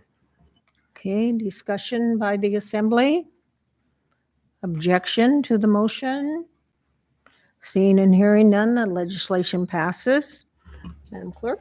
Ordinance 24002, an ordinance approving transfer of interest of the Susitna Heights subdivision park to the city of Houston for the purpose of dedication for a public park. If you're on the phone and would like to speak to this, press *3. Okay, staff, sir. Good evening, Eric evening. Phillips, Community Development Director, through the mayor. So the city of Houston came to Borough Administration wanting to us to give this 1 3/4 acre piece of property to the city of Houston. We looked at it, and the borough owning small parcels of land within Houston has been problematic for us in the past. And this property has a cloudy ownership history, I guess you might say. And since the city wants to maintain its public purpose and add it as a component of its park system, we in land management certainly have no problems if the assembly were to decide to donate this 1 3/4 acre parcel to the city of Houston. Okay, questions of staff? Okay, thank you, sir. I'm going to go ahead and open up the public hearing on ordinance 24-002. No sign-up sheet. Comments, sir?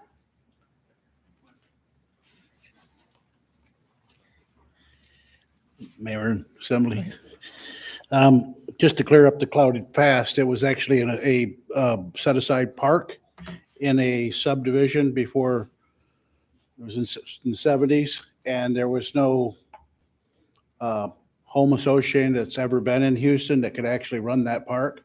So by default, according to our attorneys, and maybe your attorney would like to weigh in, it defaulted to the borough. So we did the title search, and we, by default, we determined by law, if the attorney has anything else, that we needed to ask you guys for it. The reason we were asking it for it, there was several park lands that we have recently got from you folks, and this will fit into a long-term plan that is the Rotary Club and our Parks and Rec have been working on. So this is a pretty key piece to it, and just so you know the whole history. That's it. Thank you. Okay, thank you. Anyone else that would like to testify on this ordinance? Do we have anybody online? We do have one person online. Go ahead, please. Hi, my name is Christian Satera, and I'm in strong disagreement of this ordinance for the land transfer interest of Susitna Heights Subdivision Park to the City of Houston for use as a public park. The location of this property is a mile off the Parks Highway down a gravel road ending in a residential neighborhood, a very rural residential at the end of a dirt road. And it has little ease of public access. It's just not optimal for a park.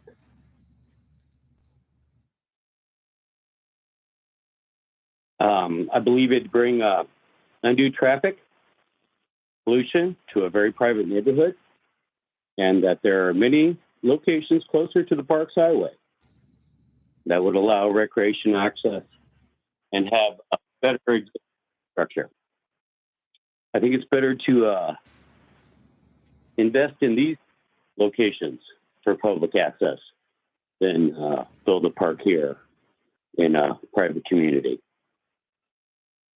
I believe it's best that the property be rezoned as a residential lot and the proceeds be used to expand existing parks and public access in the area. Just like to thank you for your time, Mayor and Assembly. Thank you, sir. Further testimony regarding this ordinance? Anyone else online, Caleb? No. Okay. So seeing no one, I'll go ahead and close the public hearing. Assemblyperson Hale. I move to adopt ordinance 24-002. Okay. Discussion by the Assembly. Any objection to this legislation passing? Hearing none, the legislation passes. Okay, Madam Clerk. Ordinance 24004, an ordinance accepting and appropriating $225,000 of revenues from fiscal year 2024 non-area-wide major repairs and renovations reserved for animal care facility improvements, with accompanying resolution 24003, a resolution setting the scope of work and amending the budget for the animal care facility interior improvements and mold remediation project. If you're on the phone, would like to speak to this, press *3. Staff. Go Through the ahead. mayor to the assembly, Cheyenne Heindel, finance director. Before you is an accept and appropriate a fund balance from the non-area wide fund from the major maintenance and renovation reserve. This is to cover the, to finish covering what is needed in this project for interior renovations and mold remediation, and it will allow the animal care facility to be completed instead of delaying completion and incurring more costs potentially. Questions to staff? Okay, seeing no one, I'm going to open the public hearing on ordinance 24-004 and resolution 24-003. Sir, anyone here that would like to testify on this ordinance and this resolution? Do we have anybody online, sir? We do not. One last chance for anyone here? No. So I'll close the public hearing and Assemblyperson Nowers.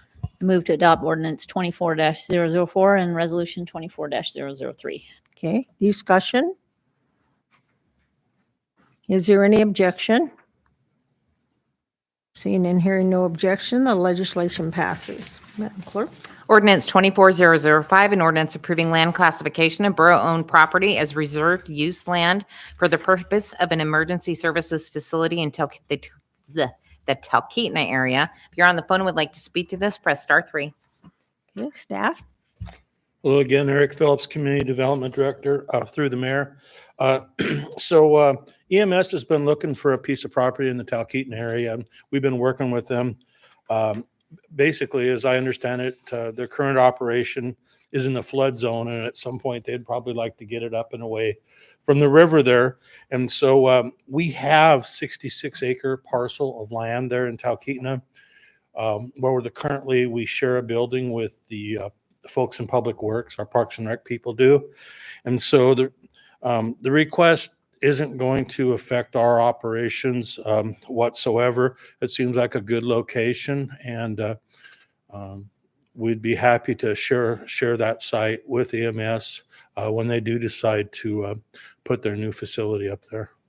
Okay, questions of staff? Okay, thank you, sir. Yes.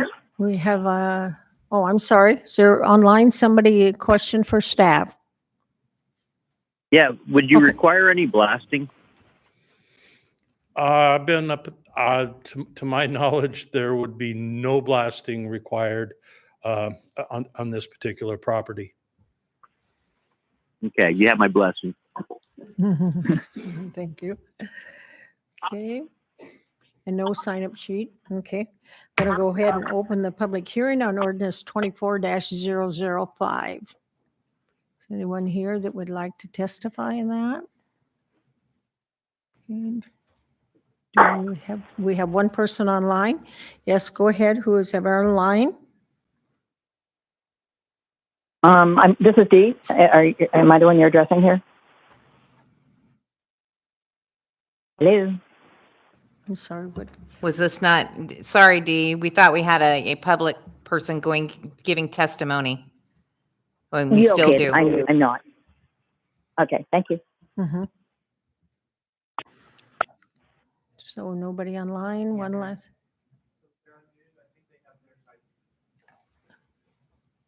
Whoever's on the phone to give testimony on this particular ordinance, we've unmuted you, but you look like you might have muted yourself. Shoot, this is what a bunch of phony shit. Oh, you might still get a chance here. Sir, we can hear you now if you want to state your name for the record. Okay, say it, Joe. Charles J. Baker, Baker. Okay, go ahead with your testimony, sir.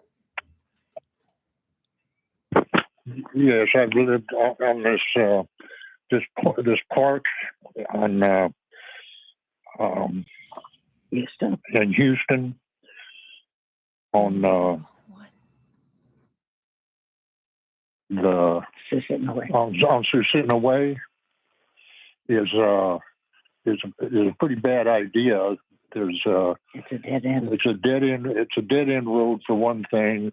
I've lived there since 1974. That's 50 years. There's only two houses on the road. And there's only two houses there on the road. That part of the road, but the property you're talking about is got an old gravel pit that was used by the majors that developed that subdivision.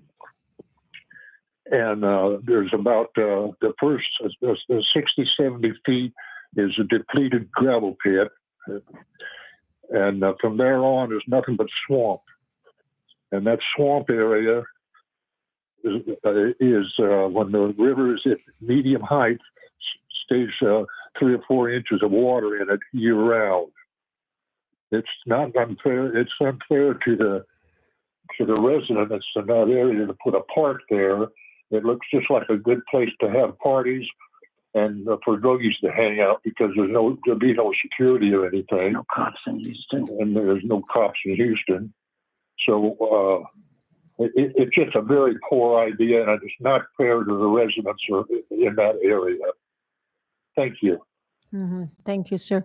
Sir, I'm sorry to tell you that I believe the ordinance that you were interested in talking about was ordinance 24-002, and that ordinance has already been approved and voted on by the assembly, and it has passed. Well, that's pretty cheesy. So, okay.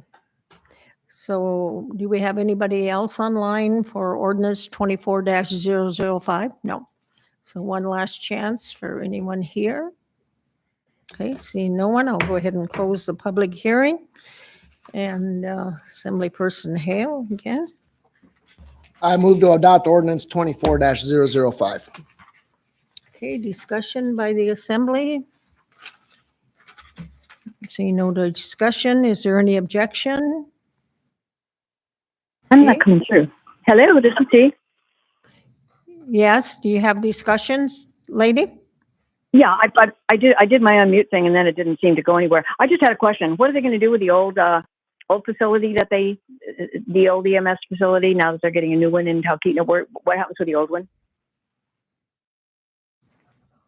Okay, we have someone coming to address your question, ma'am. All right, thanks. Mm-hmm. Happy New Year. Yeah, Happy New Year to you. Okay. Good evening, Mayor, Assembly members, and staff. Ken Barkley, Director of Emergency Services. Right now, we're just trying to secure land to get the current fire station out of a flood zone. What will happen in the future with the facility, we have not discussed yet. This is a long-term plan, but we're planning now so that we have options to move that facility, our fire station, up and out of the floodplain. Because right now it's down in the city of Talkeetna, and that's a big concern for us. Okay. Assemblyperson McKee, did that answer your question? Do you have further question? Well, I sort of do, and that is, are we paying a lease on this facility here, and that will go on until we get the Talkeetna thing built, or how does that work? Go ahead, sir. Through the Mayor, Assembly Member McKee, that facility that we're referring to is an older, matter of fact, it's the first fire station in Talkeetna that was ever built, and it's paid for. Oh, good. So that means you can just sort of board it up and lock the door and head out when you need to. Is that kind of it? Well, we got to bring our equipment with us too. Well, that's But true. yes. Yeah. Alrighty. Thanks very much. Thank you. Mm-hmm. Let's see, Assemblyperson Hale, did you already move this? Yeah, okay. So further discussion. Any objection to this legislation? Okay, seeing and hearing none, the legislation passes. Madam Clerk.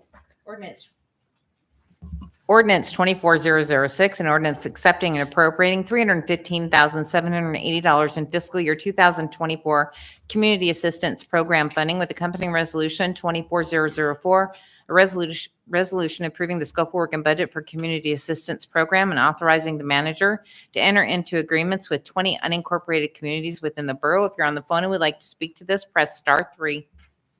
Staff? Through the mayor to the assembly, Cheyenne Heindel, Finance Director. Before you is accept and appropriate of the Community Assistance Program. This funding will allow the borough to provide $15,789 to each of the 20 qualified communities. Okay, questions to staff? Yes, Assemblyperson Hale. Yeah, thank you, Madam Mayor, through the mayor. When will the CAP funds be made available to the community councils? Once we receive the actual funding, and then they will have to get the grant agreement signed and in turn get the funding once that happens. Okay, so once we pass this is This is the start of that process, yes. And then how long does that generally? I had one of my community councils asked when the money would go out. So generally speaking, the Pam Graham, who administers this program, would get the grant agreements out to the communities. They would have to get them signed, returned, so the manager could sign them. And once we have a signed agreement, then we would be able to issue a purchase order and finally a check. okay, so it goes pretty quick once we do this. Yeah, as long as they return everything quickly to us. Right. And then the other question that I had was they had said they hadn't received an application for the 2025 cap program, but I think generally like we don't even ask for applications until we have gotten the money from the state. Is that? Actually, there will be legislation coming forward in the near future to set that program in motion. Oh, okay. So, would you say probably next month or? I would have to get back with you with the exact date. Okay. All right. Thank you. Assemblyperson Nowers. I think I heard you say that one thing you have to wait for on this is for the state to send the money to the borough. That's the Yes. first step. How long does that usually take? Todd just walked out of the room, but It depends on the individual department. I'm not exactly sure when that money will actually hit our bank account. okay. And you have to wait for that before you could disperse it to the community council. We've got the grant agreement. We're accepting, appropriating. We'll sign the grant agreement once you guys accept the grant. And then we go through the process with the state to get the money. Okay. Is it usually a couple weeks, couple months? 30 days. Okay. Thank you. Further questions to staff? Okay, thanks. I'm going to go ahead and open the public hearing on ordinance 24-006 and resolution 24-004. Is there anyone, do we have a sign-up sheet?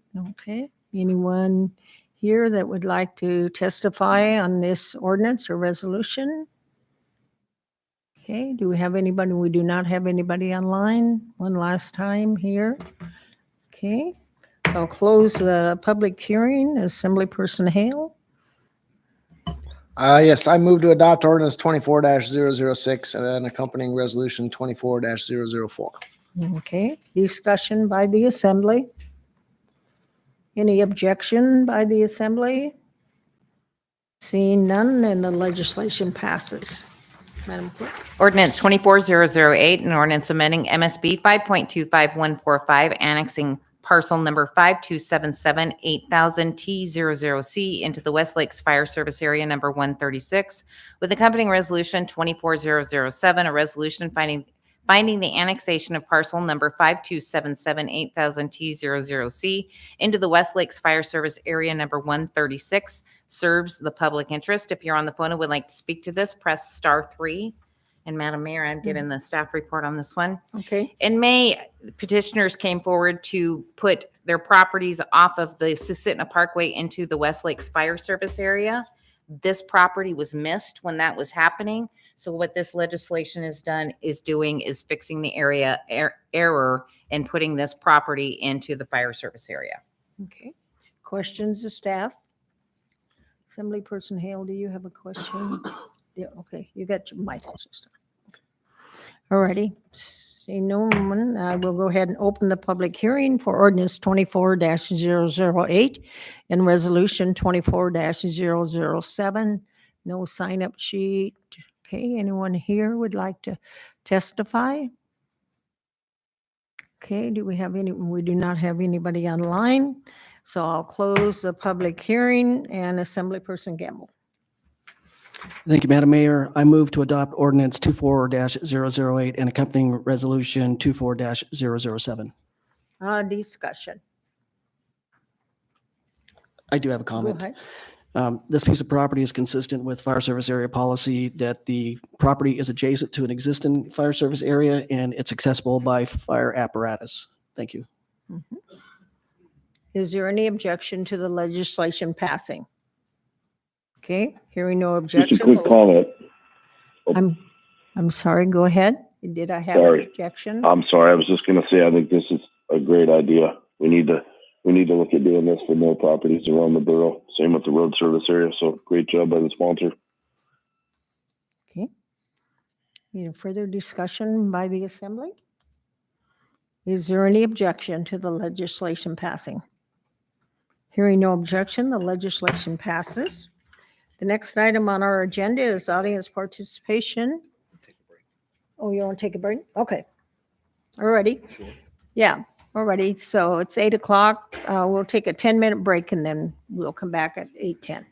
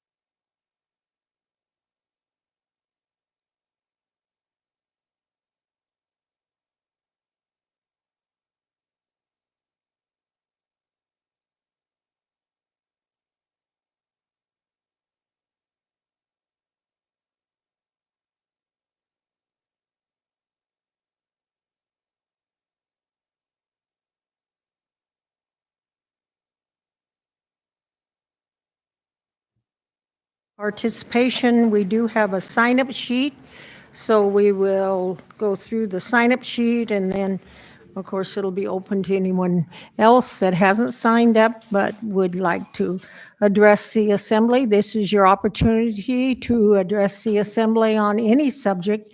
Doesn't have to be something that's on the agenda, just whatever you would like to bring to the assembly's attention. The first person is Jackie.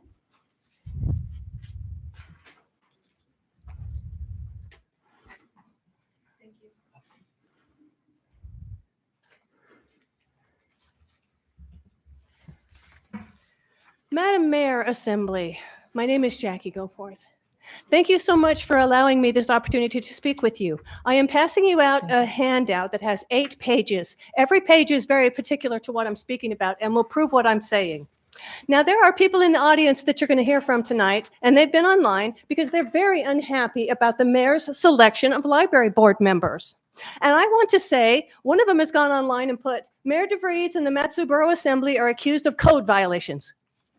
Why would anyone care what these people think? Why would they even care that they're talking about code violations? They don't follow their own codes. Now, the next page, that's your top page, is her post. The second page, please look at it, please. Now, last month when I told you that I wanted to speak to the Sutton Library about a book, and she said she didn't have to because one of them was already in the process, what she talked about was Willow. So I put in a FOIA request, and what I got was that form. Now, please tell me why on earth you would want a board that can't figure out how to spell request. This is an official form, and request has 2 E's in it. That's number 1. Now, if you see at the bottom, there's no signature. Let's go to the next page, shall we? This is the March 5th rendition of the policy. What does it say? I've got it all highlighted for you. The request must be signed and dated and sent to the Recreational and Library Services Manager. This form was given to a librarian. Now, we can ask a librarian how to meet if we want to send her a carrier pigeon. We gave her the form. Why on earth did she act on it? That's a violation of their policy. And why did they accept it without a signature? That's a violation of their policy. And let's look to the next page. The next page is proof that this is the May 5th rendition. May 5th. There are 4 renditions of this policy from last year. February 3rd, May 5th, October 17th, and December 14th. Now, let's look at the October 10th minutes of the board meeting, shall we? Secretary Kaiser suggested that the verbiage to be added to the challenge materials policy should be the challenger needs to read the book. The manager of the Parks Recreation explained that any change to this policy would need to be approved by the borough attorney, borough manager, and the community development director. Member Fisher expressed concern that changing the policy too often would hurt the library board's credibility. You think? And then the review committee members can ask a question. Vice Chair Powder agreed, since there was a change made in February, they shouldn't do one. Okay, so why and how did they change it in May? And that should explain the next page. Your next page is my FOIA request. Because see, in May, they changed it from they have 4 weeks to deal with my request to they can get to it anytime they feel like it based on workload restrictions. And here's that FOIA request. I'm sorry, I spelled your name wrong. I'll bring it to you. Next up, why do we care what these people think? Why? Next page. Next page, you will read what that lady says about a book. She says that every student should read these books. The 3rd book down, do you see that 3rd book down? Now you look on that next page and what does it say? What does it say on her review? What does it say, people? It's devoid of literary merit. The love borders on stalking, and it eventually resulted in me physically cringing. This woman wrote that review on a website, on the library, and then she puts online, I know I don't, ma'am, excuse me for one second. I know. She says, time is up. Students, I encourage students to read these books. Your She time is up, encourages Jackie. students to read these books. So I ask you, why on earth do we care what they say? Now, I have been called all kinds of names online. Jackie, your time's up. I thank you, Madam Mayor. I thank you. You're welcome. And quite frankly, these people are vos decepti. Jackie, your time is up, Jackie. Thank you. Thank you. Okay, the next person is Marion Charles.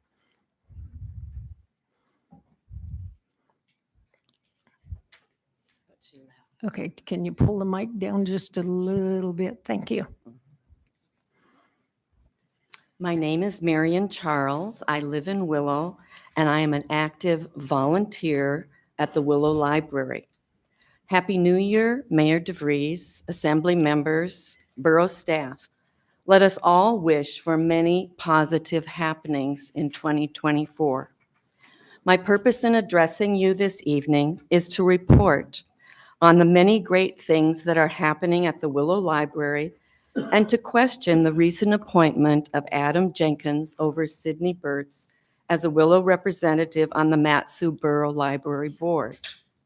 I'm so proud of our Willow Library, guided by librarian Julie Mitchell, and the many community building activities it sponsors. Some examples are story time held Thursday mornings with playtime in the community center afterwards. Quarterly seminars featuring local organizations and services provide information and context for community members. Books for Babies invites new parents to the library to choose a free book for their child and to receive information on library activities. A mentoring program takes place Wednesday afternoons when youth from the Willow School meet with vetted adult volunteers. Intergenerational relationships are formed through reading, writing, educational games, and craft projects. The library, with its Festival of Trees, was a gathering place for many after a trail committee-sponsored solstice walk.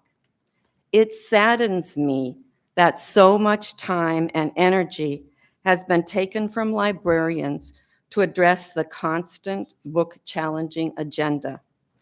Our society desperately needs a place for positive interactions and places to belong. The library and librarians offer that place for many.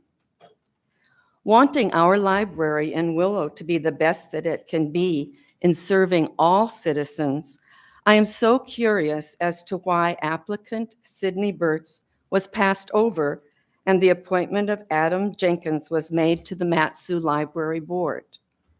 While Mr. Burtz is very involved in the Willow community, being on the Willow Library Association, Lions, a board member of Waco, our community council, Mr. Jenkins is unknown to the librarian and to the library volunteer community. I know Mr. Burtz personally through the mentoring program.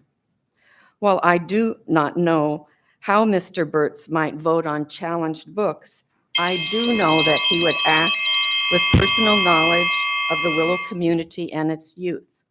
I do wonder what qualifications Mr. Jenkins has that led you to select him to represent Willow on the Mat-Su Library Board. I ask you to reconsider your appointment, and I encourage all of you to visit your community library. Thank you. Thank you. Melinda Dale.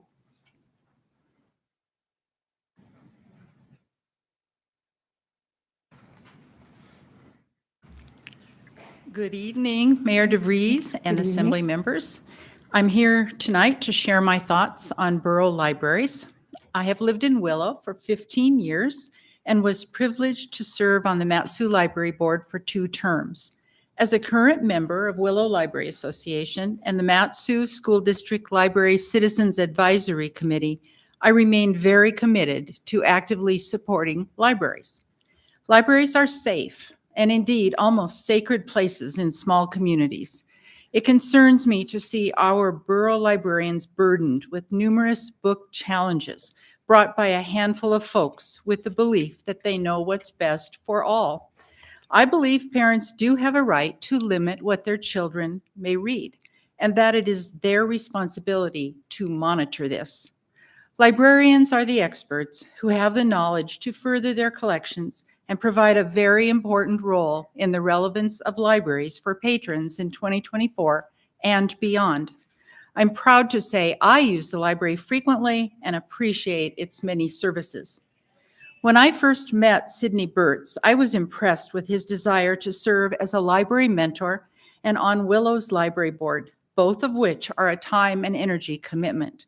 It was wonderful to hear that he wished to serve as Willow's representative on the Mat-Su Library Board, and he got his application turned in quickly. Imagine my surprise when someone else was appointed who is unknown to those of us who are actively involved in the Willow Library. I'm wondering what qualifications he has and how he was selected. If he does not have experience with the library, I question how effective his role on the board will be. Membership on the Borough Library Board comes with the responsibility to advocate for our libraries and make informed decisions. Please reconsider your decision and appoint Sydney Burtz as Willow's representative on the Mat-Su Library Board. Thank you for your time. Thank you. Melinda, the clerk says that you didn't state your name, and we need that first. I apologize. That's okay. Melinda Dale. Thank you. Okay, the next person is Steve Charles.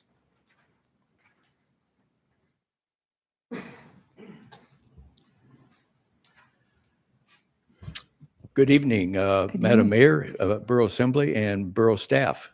My name is Steve Charles. I'm a longtime resident of Willow, and I would like to speak briefly about effective representation, and especially in regards to the Library Advisory Board appointments and to our Assembly people. It seems to me when you accept a position, whether it be an advisory board or an assembly, that you have a responsibility to communicate with the community that you're assigned to communicate with. And just recently, the library board had two applicants, advisory board, two applicants for District 7 in our area in Willow. One was, as stated before, was Sid Burtz, who I know well. He's a tremendous community volunteer. He's on the Waco Community Council board. He's most importantly of all on the Library Association board. He's with a member of the Trail Committee, and also is a leader in the Lions Club. He knows Willow. He knows the people of Willow. Adam Jenkins, I don't know, and our community doesn't know. And so I would like to invite Adam Jenkins, since he is the appointee, to get to know Willow. Come visit our library, get to know the people involved, get to know librarians, the Library Association. So this is an invitation to him, a public invitation to come meet our community. Also, I'd like to talk about our borough representative of District 7. He has a responsibility to communicate with our assembly. And as to my knowledge, he's never been to a community council meeting. He's been to maybe one time or two times at a budget hearing in Willow and assembly. He's unresponsive to our calls and our requests. And this is a responsibility I think as any assembly member should take before you take the position up there. And so I would like to just give him the same invitation to come to Willow, come to a community council meeting, come to the library, come see our community council, see all the activities, all these wonderful activities that are going on in our community. And I really believe they are wonderful. And I think once he gets to know the community and we can communicate with him, we have more effective relationship. So again, I would like to invite Adam Jenkins and our Assembly District Ron Brenier to come to Waco, come to the community council meeting, get to know our community. Thank you. Thank you. Karen Lewis.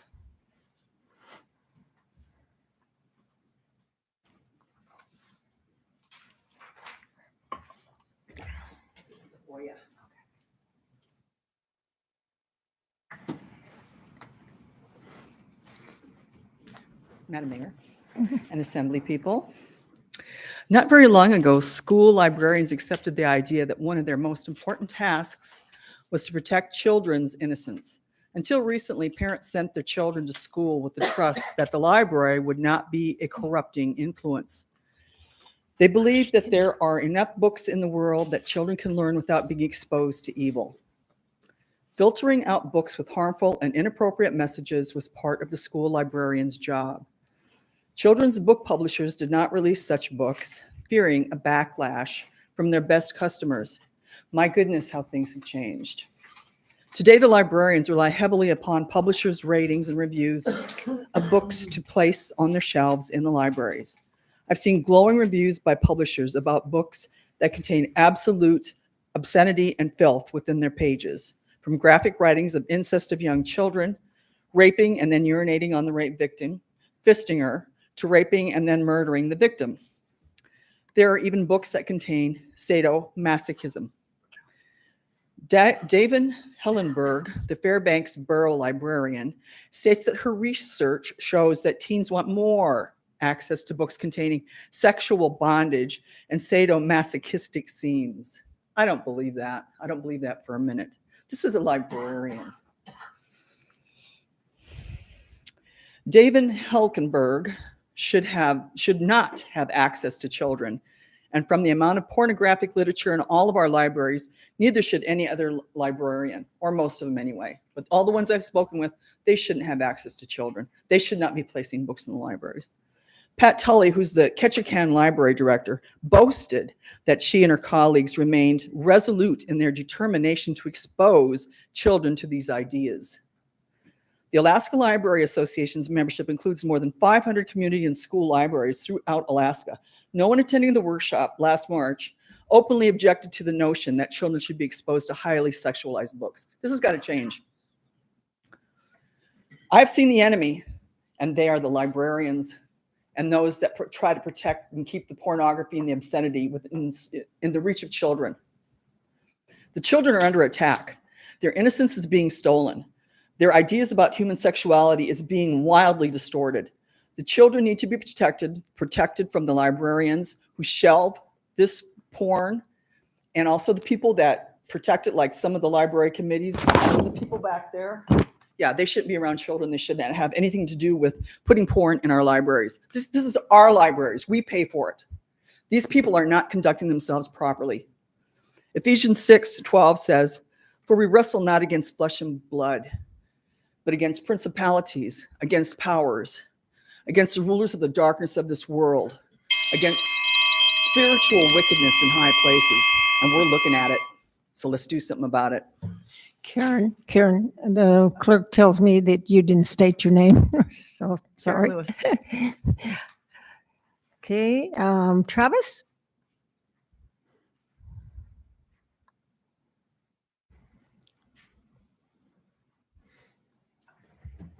Turns out I don't have enough. Okay. So you might have to share amongst yourselves. Okay, all right. Make loot like copies. Go ahead, Travis.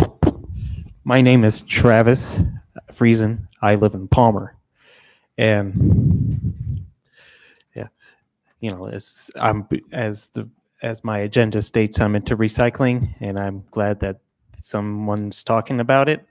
And I have an idea for it's for the Borough building. You know, after meetings, these agenda packets should be recycled. I would like to see some recycle bins.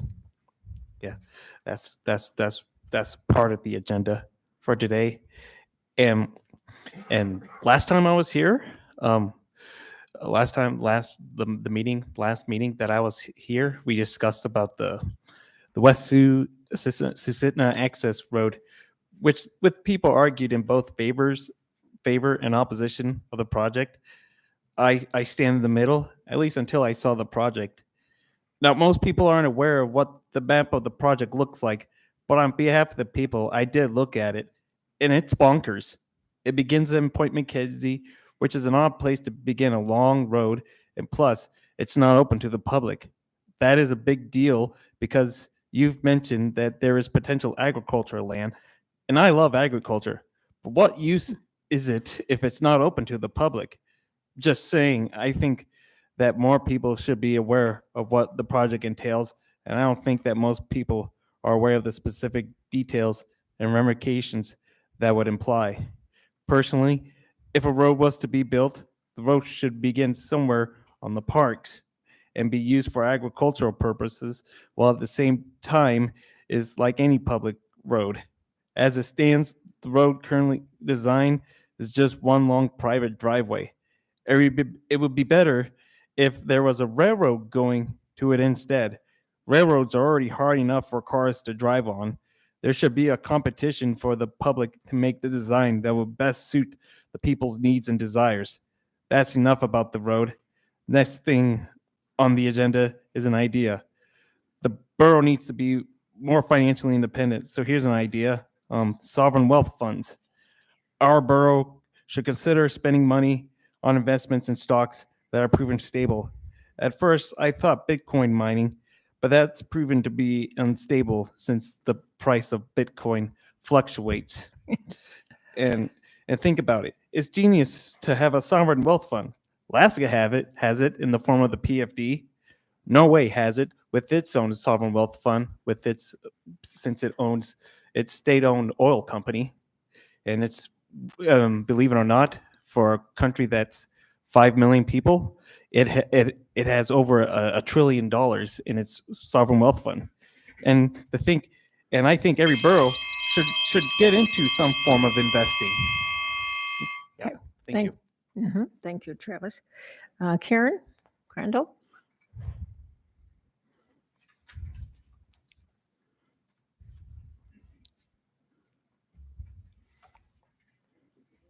Yeah, so give to.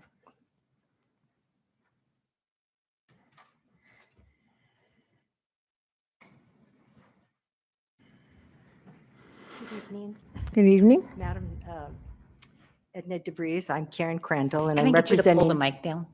Oh, I'm representing the Big Lake area as a resident.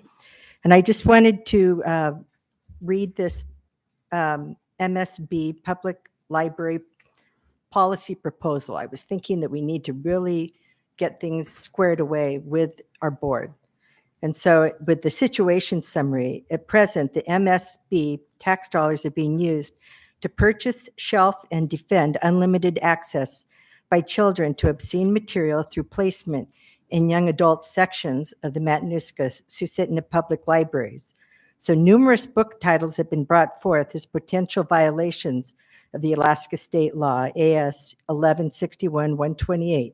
These allegations have been made both individually and in groups, such as at the MSSD Library Citizens Advisory Committee.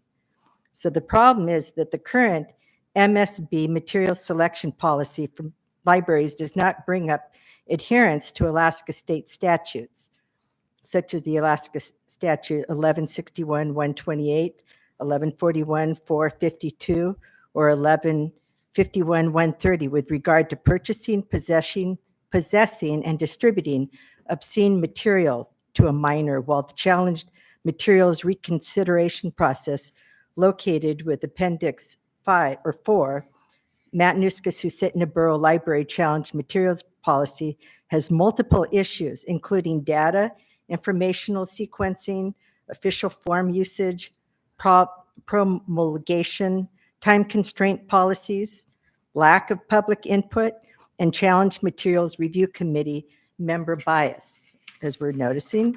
So here's the recommendation, that we need to change the introduction section to be step 1 of challenged materials reconsideration process. Next, provide a link on each library site that goes to the librarian's email for the meeting. Next, change step 1 to the process to be step 2, and then add information that once a book is in the formal process, the results will be in effect at all libraries in the borough. Therefore, a librarian need not meet on that title in the interim. And then change the link for the formal submission to only go to Parks, Recreation, and Library Service Manager with a courtesy copy to the patron's email. So these are all good thoughts, I feel. Add information to end the paragraph on step 2 about how, if the time exceeds 60 days, the patron will be contacted with reasons and updated periodically. So there is a need for improvement. And so I plan to submit this when we have our library meeting. Okay. All right. Thank you. Alrighty. The next person is John Sinclair.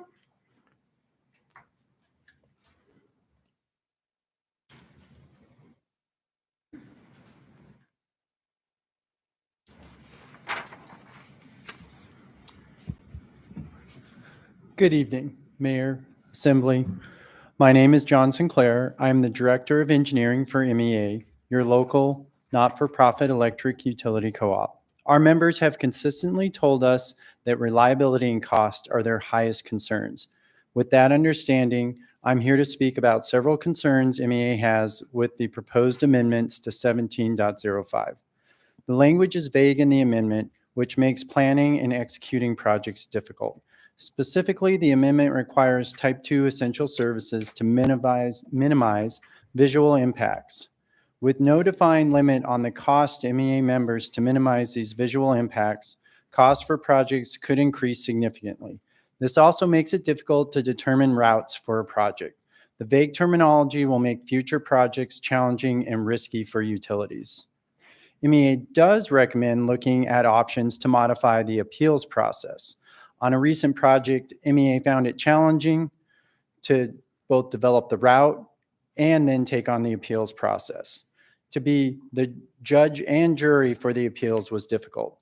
Moving the appeals process outside of the utility that presented the route would enhance the appeals process. We would also recommend looking at the potential of utility corridors in the future. These corridors could allow all parties to plan future development. With approved corridors for large utility infrastructure, planning and development would be streamlined. MEA understands why the borough is looking at adding additional structure to this public process. We know that it's difficult to develop requirements that will address all concerns and appreciate the borough's efforts to do so. However, there are some significant concerns with any amendment that has vague language in it, and it would be difficult for MEA to support that type of language or that type of amendment. Thank you for your time. Thank you. So now we have everybody that has signed up, but we will open it now to anyone that is here that would like to address the assembly.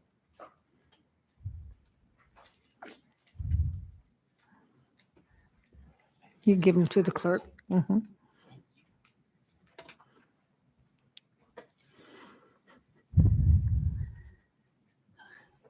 Good evening, Mayor and Assembly. I'm Kathy Kaiser, President of the Friends of the Sutton Library and the Borough Library, and member of the Borough Library Board, and University of Alaska Professor of English. Coming up under the consent agenda, you'll find Resolution 24-016, which, if I'm understanding it correctly, is calling for increased funding to schools with higher achievement outcomes. Research shows that when it comes to student achievement, money matters. Schools in the United States are among the most inequitably funded of any in the industrialized world. These inequities in funding, which impact everything from class size to course offerings to teaching quality, create dramatic disparities in educational opportunities and outcomes for children. Students from low-income families and students of color experience the greatest disparities. Across the board, school resources are associated with higher student achievement.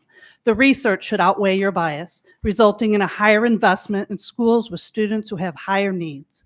I urge you to vote against this resolution and put the money where it will do the most good. Next, I'd like to clear up some misinformation that has been spewing lately. First, during the closing comments at the last assembly meeting, Dee McKee stated that she had heard that someone in the lower 48 was sworn onto a local school board by swearing on a stack of pornographic magazines. That was grossly inaccurate. They were actually sworn in by swearing on a stack of banned books. Also at the last meeting, Karen, I didn't catch her last name, stated that a lot of states are involved with book banning. The fact is that book banning was an issue in 200 libraries out of over 9,000 across the United States. Most of those are in Texas and Florida. Mathematically speaking, that's not a lot. There is a very vocal minority that is challenging books that they have never read, present company included.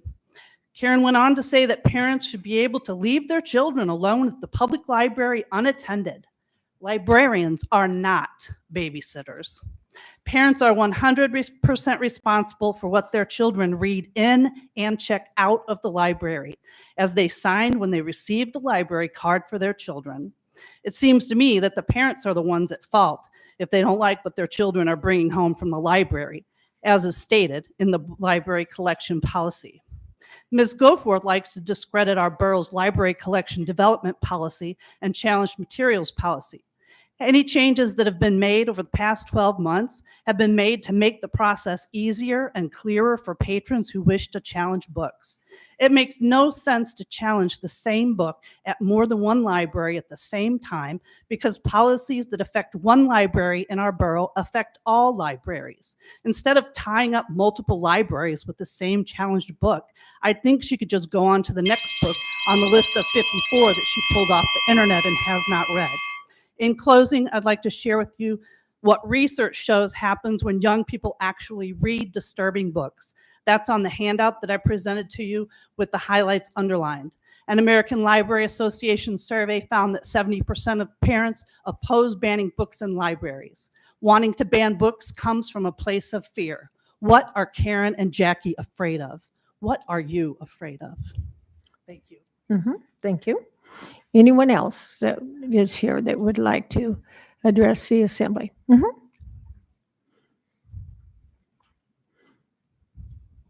Hello, my name is Barry Blackman Green, and I am a librarian. I am an elementary school librarian. In my library, kids come to choose books they want to read. I make sure I have books that look like my kids. My school is a very diverse school. I have kids that come in various ages, various reading abilities, various interests. My job is to provide books for them to read of their choice. Any parent who wants to come in and limit their students' book choice has to come to me and ask. And I make a note. I make sure that parent and the child and I talk so that the child knows that the parent and I are on the same page. It has never been an issue. Parents come into my library all the time, usually to chat, not always convenient, but they like what's happening. Their kids are happy. Their kids are choosing to read. If you cannot enjoy reading something that you are able to choose, how are you going to read those things that you find boring but are required for you to read to pass the class? We have to have safe spaces. We have to have books that represent our kids. And while I am in an elementary school, those middle school and high school books are important, and those kids need to read those books. I lived in Germany when East Berlin existed. I went into East Berlin. I know the history. My grandparents fought in World War II so that we could read what we wanted to read. All this book banning, all I keep thinking about is Hitler. And then to have my mom read an article in the Watchman and then call me up and want to know, should you be concerned that my name was in there? The school I taught was in there? Am I safe? That is ridiculous. I did not go into teaching to be a threat. I am not a threat unless you interrupt me when I'm reading. And then, yeah, I'm not going to be happy about it. But school libraries are safe places. They're happy places. They're fun places. My library is not a quiet place, but it is a place that kids want to come because they know that no matter who they are, no matter how their day is going, no matter what their home life is going, they're going to come in and I am going to be happy to see them. And that is what a lot of our kids don't have on a regular basis.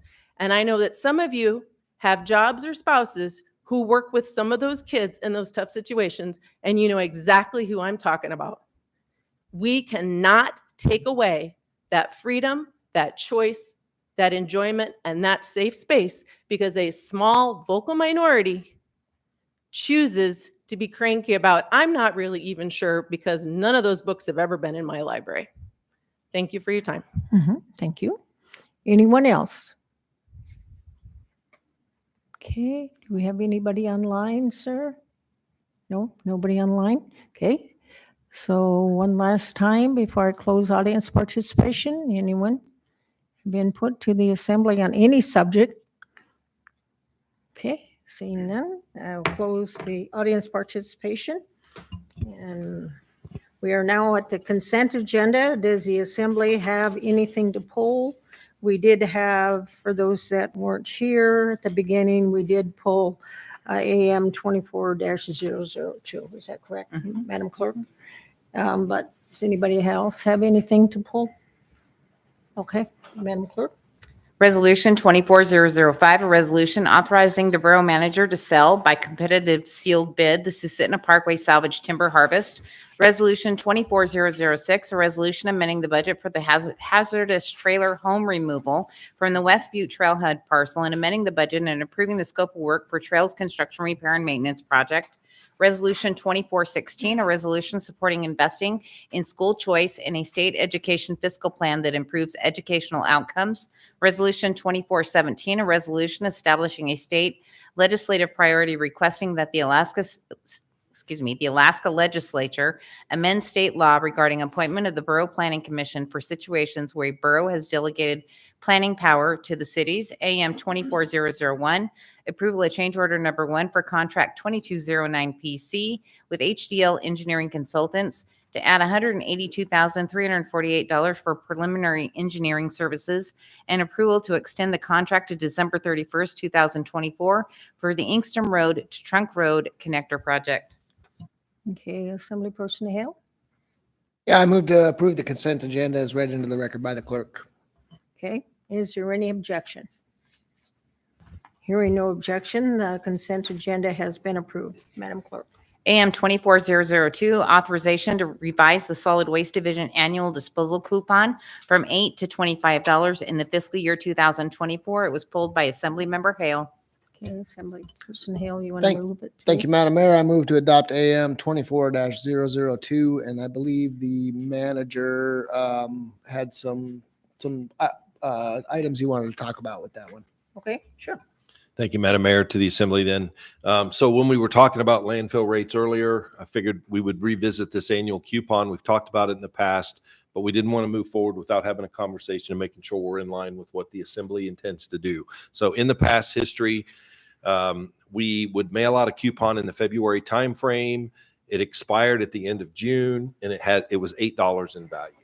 What this resolution sets to do or sets out to do is to raise the coupon value from $8 to $25 and extend the expiration period for one entire year. Now, there's a couple ways we could get that coupon out, and we've had discussions about this in the past. This resolution would include it in the tax bills. So that would go out on or about July 1st. It would go in an existing envelope to all tax accounts across the borough, commercial and residential. That would be over 70,000 mailouts. And if a person owns multiple properties, they would get multiple coupons. The way we've done it in the past is the Solid Waste Division has mailed out coupons individually, and they remove the duplicate sets. One landowner gets one coupon, and they don't mail anything to commercial entities, to include even like folks like the state of Alaska. So it's a much smaller set of folks that would receive the coupons, but we would incur about $10,000 in postage and printing fees because it's a separate mailing, and it would have to be, we'd have to pay for that postcard mailing postage as opposed to include it in the tax bills, which already have first-class postage. My opinion, it's reasonable to go ahead and assume the $10,000 cost in postage and target our mailing to residential customers who we intend to actually reach. So I wanted to provide both options to the Assembly. The resolution as before you goes from $8 to $25, makes it valid for 1 year, but puts it in tax bills. What I might suggest is if there's any interest in making an amendment to that, that would allow the Solid Waste Division to target that mailing to a smaller subset specifically for residential customers, still move the value to $25 and still make it valid for 1 year. So I wanted to talk through that. We've talked about it in the past, and we'd kind of like to have that discussion before we just make a change and have it not be aligned with what the Assembly intends to do here. So those are my comments. Assemblyperson Hale, go ahead. Yeah, thank you, Madam Mayor. Through the mayor to the manager, just a question. Would it be possible for the Solid Waste Division to develop their list of who they would normally mail it to, and then also include it in the tax bill of the people who are on that list? Or do we absolutely have to do a second mailing? I guess this would be both. Here comes your, I guess this would be both of the directors there. Through the mayor to Assemblymember Hale. if we had to pull out the 30,000 individuals that we're only mailing the coupons to, that's going to increase the cost of mailing the tax bills. Assembly, or did you have follow-up, sir? No, Okay. I just wanted to know how complex or simple that process might be, and it's 30,000 pieces of mail. It sounds pretty complex. Assembly Person Bowers, go ahead. My question is going to be along the same lines. Do we have a printer that prints that? We have for a us? printer that prints the tax bills, and they do the pre-sort for the mailing, but they do not separate the tax bills by residential, Gotcha. commercial. It's Gotcha. one flat file. If we pulled out 30,000 bills, it would have to be additional files sent to them, separated, and then they would have to fold and insert in two separate runs. It would be a more expensive cost to prepare the tax bills. For So basically, mailing. we're sending them Excel files that have the list of addresses and names, and they're Essentially, print. yes. But could we? Could you separate out the residential addresses and basically, so you got 70,000 total. You send them a file with 40,000 and say, this one, print it as just a regular tax form. This one, the form we want you to print has the additional label to it. Okay, so what they would have to do is there would be additional printings for each group that you have. It still all goes on the tax bill form. And then they would have to pull out and separately fold and stuff the additional one. Like I said, it's going to be an additional cost if we separate out the files and separate what we're folding and stuffing to. I guess if if it's an extra 2,000 to do that versus the 10,000, like I like the idea of sending in the tax bill. I think it would have an impact, and it would save us 8,000. So I like the idea of restricting to residential. If we could explore the cost differential and maybe consider, We would doing have that. to explore the cost differential. We'd also have to identify and do some additional work on our end to get the tax file ready, because we would have to exclude all those duplicate owners. It's not just, which Right, tax bill right, do we put it right. in? I mean, there's Yeah. probably more thought that needs to go into it than just. I've done that sort of work before. You can just tell Excel to find Well, it's duplicate. not really an Excel file, but it is a file Okay, yeah. that meets our printer specifications. I would just, if there's an option, if there's the ability to do that, if we could explore it, I'd really like to save some money on the mailing. And again, I like going out with the tax bill, but I also understand if it's, I can reach out to our printer this week and see what he would charge additional to do the extra work. Okay. Mike? Yeah, through the mayor, the thought process was also not to complicate the tax bill process. It is super, super important we get that right. So I'm not a big fan of complicating that process. I would almost prefer to keep it as simple as possible because it's critical.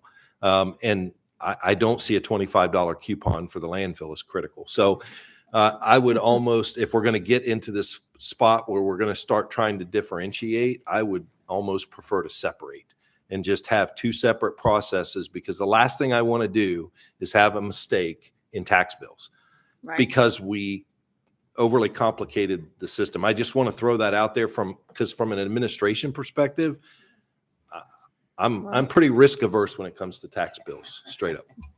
Well, it probably is just state law too, right? That you have to have them at a certain time and if there'd be any problem or anything like that. So yes, Assembly Person Phonoff, go ahead. So, Mr. Brown, this is currently, if one person owns two homes, same owner is only eligible for one coupon?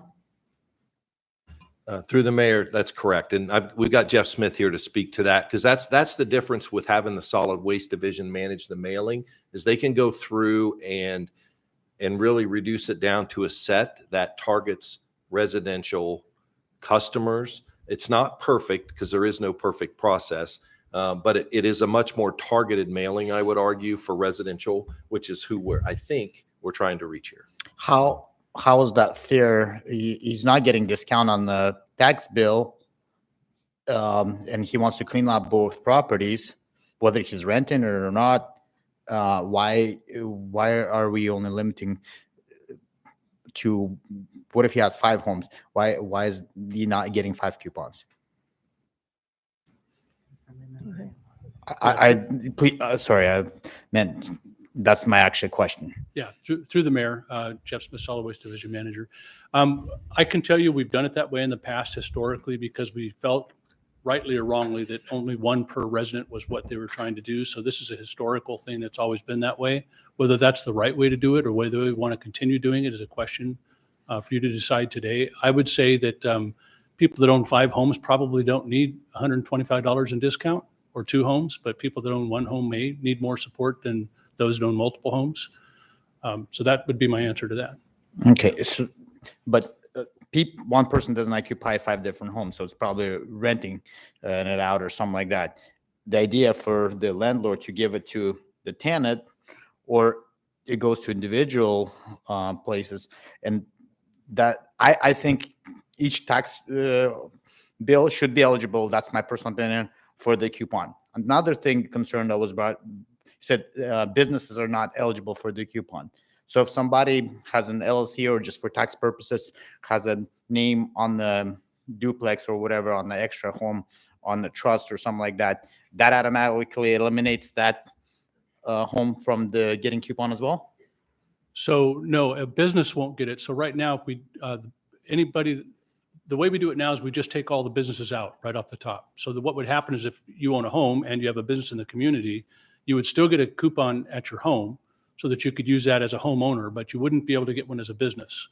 So what we do is we segregate the list. We actually drop it down. We pull all the duplicates out, which I wish was as simple as what you were describing. It's not, because it takes my staff quite a bit of time. They end up spending probably a couple of weeks of time trying to distinguish what's a business, what's not, and what shouldn't get it, and so forth. But needless to say, if a homeowner has a business in the community, they will still get a coupon as a homeowner, and they can use that coupon as a homeowner. They just cannot use it as a business. But if the home is registered to a trust or LLC or things like that, that's automatically eliminated off from the list, correct? Historically, we have eliminated trusts, and I don't believe we want to continue to do that because it doesn't make any sense to eliminate a trust. That's a different question than a business. A business would be, if it's registered to a business, they would not get it. But if it's registered to a trust, they should get it, in my view, and that's what we intend to do. Okay. I guess my position would be that each owner should be eligible. If it's 2 properties and there's 2 tax bills, they should be able to get coupons. Another, to simplify the process, would it be possible on the same tax bill, make a little QR code where people could scan it and says, get your landfill coupon, and they go through the yes, no questions, and it automatically issues them whether on the phone or they can print it.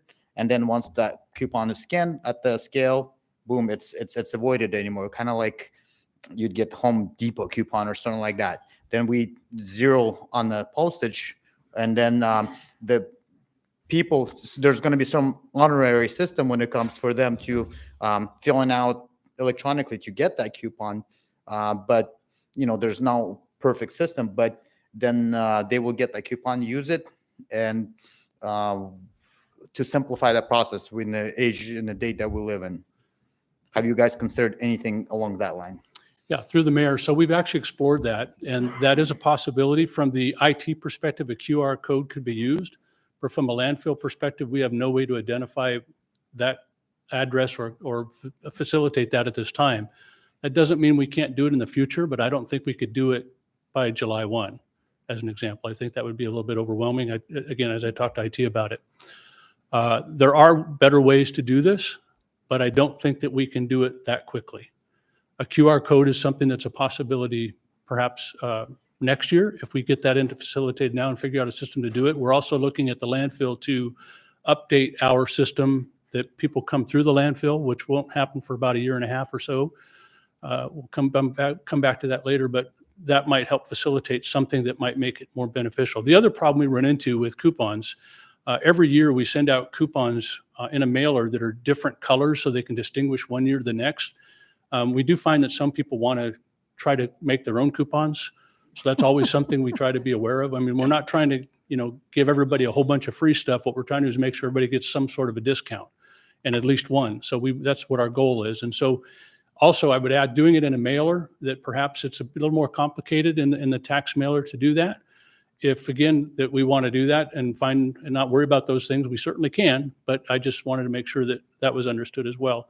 A QR code would be terrific, because if you could assign a QR code to each house, say on the property program, someone could go in and expand their QR code, it would come out with their address, they could come in the landfill and match it up. But it's just a little bit more than we can accomplish in this short period of time. That's not what I'm talking about. I'm talking QR code just leads you to the landing page where you have 5 different qualification questions. It says, are you a property owner? Yes, no. And then, are you a business? Yes, no. You follow through 5 steps or however many questions. And at the end, if you're eligible, you get the coupon, which is then redeemable only once.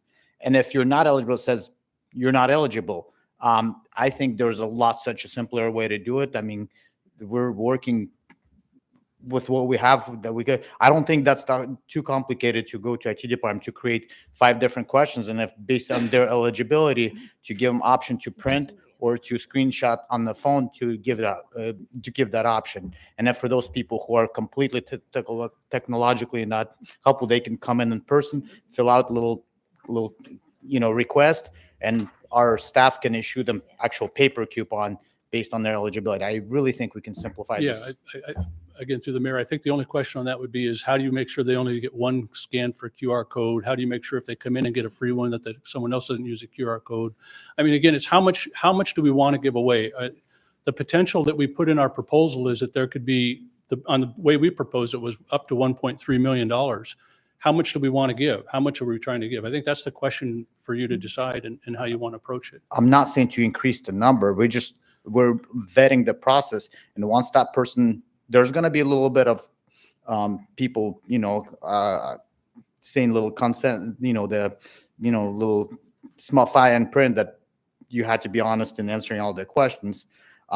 There's no system's going to be perfect, but it would be very difficult for me to believe that one person will want to jeopardize their potentially criminal history by printing 3 extra coupons, which could, so I'm just saying I would love to maybe talk after with IT department, things like that, where this could be simplified, and instead of $10,000 or $2,000 and vetting, it could be simplified by a lot. Maybe I'm just thinking in more modern terms, but if anybody else here, maybe Ms. Nowers she's a little bit is more savvy in that department, can implement this system where we're still not giving away more. We're just simplifying the process by using technology. Well, I'm sorry, again, through the mayor, we did explore this to some degree. It is possible. I just don't think we can do it in the short period of time that we have. I would say it's something very reasonable to do perhaps by next year, but I think that doing it this year might be a bit overwhelming. But and I think we have to remember we have an aging population in the valley. I think that makes up anywhere from 15 to 20% that would not be able to use that, would not. So, you have to look at it as a broad thing. There is a solution to that too. If those people who are getting the tax exemption for the senior benefits, automatically default them by mailing one into their envelope. And that wouldn't be very difficult to vet however many envelopes we have going out that have exemption to put the actual paper coupon there. Okay, Mike, go ahead. So through the mayor to the assembly, I guess I'll just generally say this. I want to be very clear. Anything's possible. I've been very reluctant to task staff to spend a lot of time and effort to figure out better ways to give money away. I mean, I don't know how else to say it. So I look at this, and we did explore. I talked to the IT director about this. It is all possible, but we don't have the system currently set up to do this. And arguably WasteWorks, which is the program that Jeff uses, it just isn't a modern platform that's really well suited for this type of thing. We are in the process of migrating away from that platform, but that's a different project. And we didn't go out with a scope for how can we generate coupons for landfill, because that's not really what it's for. So we can do it. I'm trying to get a sense from the assembly about how much time and effort do you want me to commit staff to this effort. I'm trying to keep it as simple as possible. Frankly, I've said it before, so I don't think it's a surprise to anyone. I'm not a fan of this process. I tried to kill it a couple of years ago unsuccessfully, and I'm not looking to get sideways with the assembly.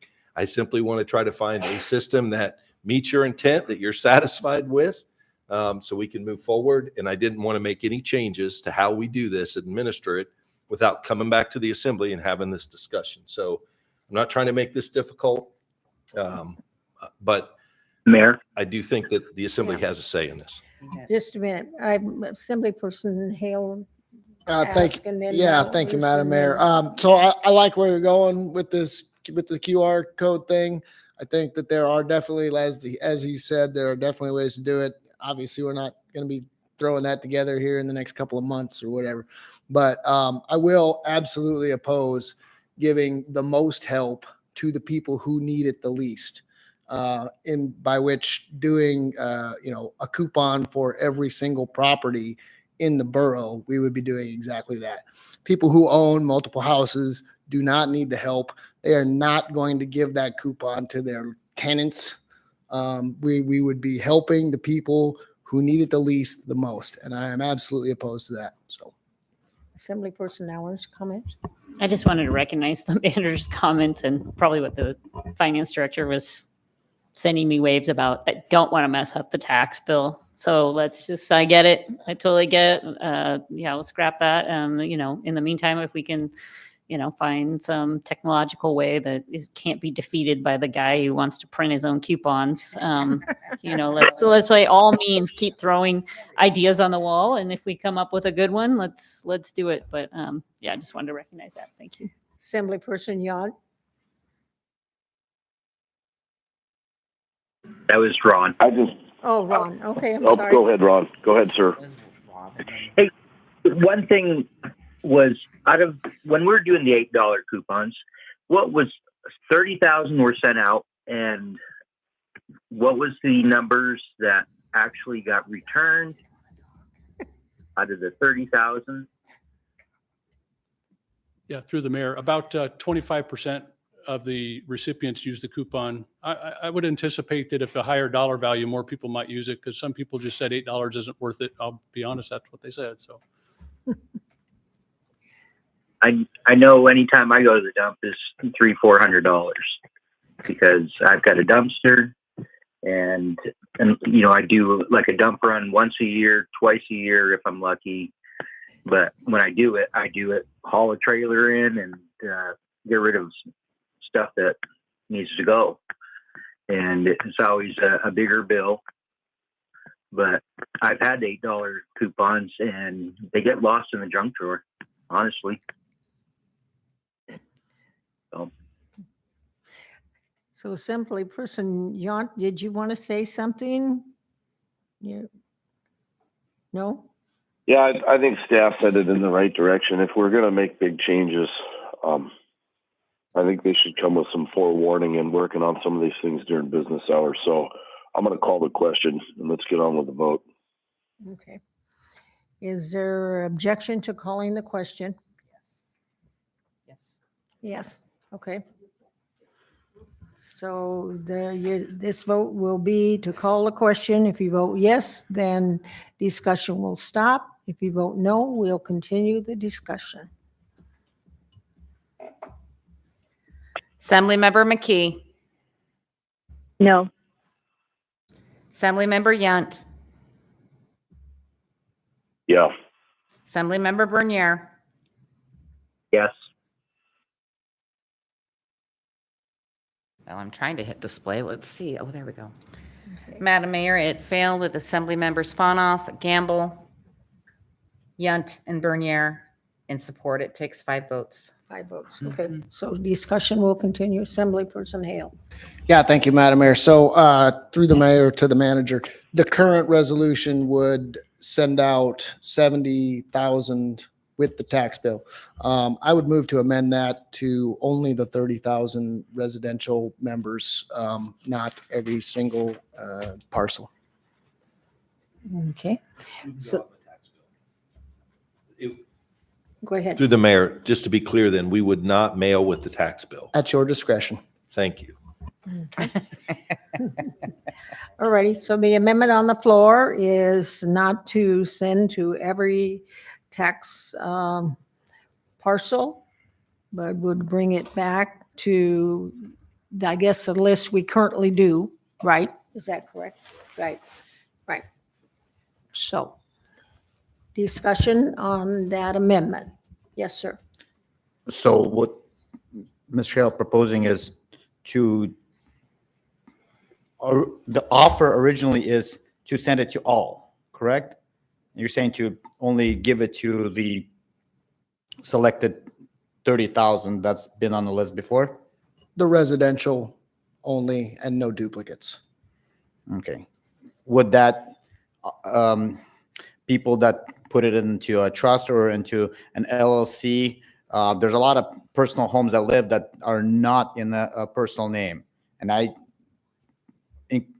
know people personally, so I don't want to eliminate them. I just think if we're gonna charge the taxes, we got to give them that opportunity to use it. Whether they use it or not, just like Mr. Bernier said, it's lost in the mail or not lost in a drawer. It's kind of their problem, but that's where my position at on some of the technicalities of that bill, of whose name it's under, and then based on that, you eliminate certain amount of people. Through the Yes, mayor, we would continue to do the process we do now where we dial down the list to just one per residential. The only thing that would change is we would include those that are in a trust, but we'd also make sure they only get one as well. Okay, further discussion on the amendment. Mayor? Assembly Person Nowitz. Mayor? Just a question for the clerk. So in the AM, it says that we would mail the coupon. Shoot, I just lost it. But it does say we would mail the coupon with the tax bill. So do we need mail the coupon with the existing tax bill, save on mailing costs just for, do we need to change the wording in that? Or as an AM, is it fine to just give direction to the manager? Through Assemblymember Nowers, through the mayor, I took down what Manager Brown said, that it wouldn't be going out with the tax bills, and I put that language down in the amendment. Okay, so we're good as far as, okay, thank you. Okay. Assembly Person Yount, go ahead. I was going to ask the same thing. Okay. I apologize. No problem, no problem. Okay, further discussion on the amendment.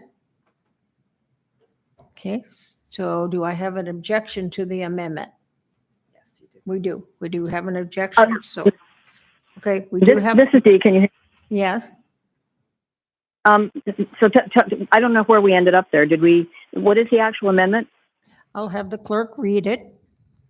The amendment is to change the AM to only send out the coupon to residential customers, no duplicates, and not with the tax bill. All righty. Thank you. So a vote yes on that would be voting for what you just said. Yeah. Correct. Okay. All righty, Madam Clerk, we have an objection, so I guess if you want to give instructions to vote. If I can get the members in the room to go ahead and vote on the amendment. Assemblymember Yunt. Yes. Assemblymember Bernier. Yes. Assemblymember McKee. Nope. Madam Mayor, it passed with Assemblymember McKee, Fonoff, and Gamble opposed. Okay. All righty, so now we're back to the AM 24002 as amended. Further amendments, further discussion? Okay, is there objection to AM 24-002 passing as amended? This is Dee again. Could you now tell me, is the amendment what you just said a few minutes ago, a couple minutes ago? Yeah. Because I think it was a great idea to, I don't know if I can say this here, but I just think it was a great idea to send it out with the tax bills, because a lot of people don't look for a lot of stuff that comes from a government body, but when you get tax bills, you look at it and, oh my goodness, there's a freebie coupon in there. I think that's a really good idea. So I don't know where that comes in, what's being amended here, but I want to make sure that when I vote for something, it's going to be to keep it going out with the tax bill. Okay, the AM 24-002 now does not include that option. It's going to Okay. continue basically the way it has been. Assembly person. So So that you would have to make another amendment, and then the assembly would vote on it if you wanted to change that or vote it down. Okay, Assemblyperson Hale. Yeah, thank you, Madam Mayor. Through the mayor to the manager, would it be possible to send it out at nearly the approximate same time as the tax bill? That way, when you open up your mailbox, boom, you got 2 pieces of mail from the Matsu Borough, and one of them's your tax bill, one of them's your coupon. Yeah, so through the mayor, like I said earlier, anything's possible. We could certainly do that. Part of the reason where I think it's been mailed out in the past in the February timeframe is that then it's available for folks for spring cleanup. But we can absolutely do a June, July mailing. Okay, further discussion or further amendments? Okay, is there objection to AM 24-002 passing? You have an objection?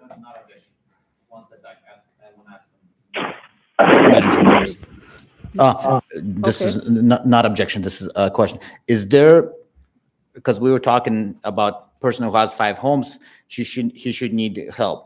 But right now, what we're eliminating is the people that do need help and the ones that don't own a home, but they're renting and they could really utilize on that $25.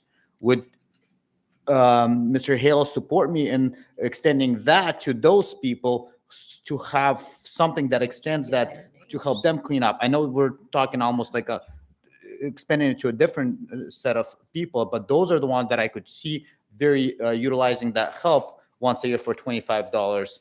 But as of now, we're not giving them that even option to even apply anywhere online or anything like that. So could we do something to include the people that are not owners, but yet they are legitimately living in a borough and they're renting? How To would Mr. you, Brown? how would you obtain that information?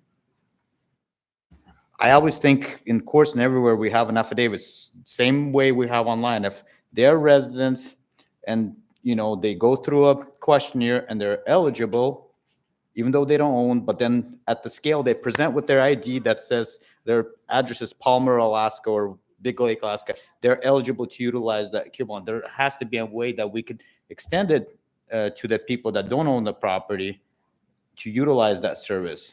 Maybe we'll eliminate more of the top people or whatever, or the homes that are over $500,000. Don't give them a coupon, but give the so-called people that would actually utilize that. So if this is any way we could do something right now to add it, that I would love to support it. If not, we'd have to work on a separate legislation that would extend the help to those that actually do need. What if May I they're, please add something? what if their garbage service is already included in their rent or renter? These coupons are not for garbage services. These coupons, I think you take that to trash once in a while to have a trailer with a larger type of pieces that don't fit into this They 96. can be used for people that take their personal garbage or something else.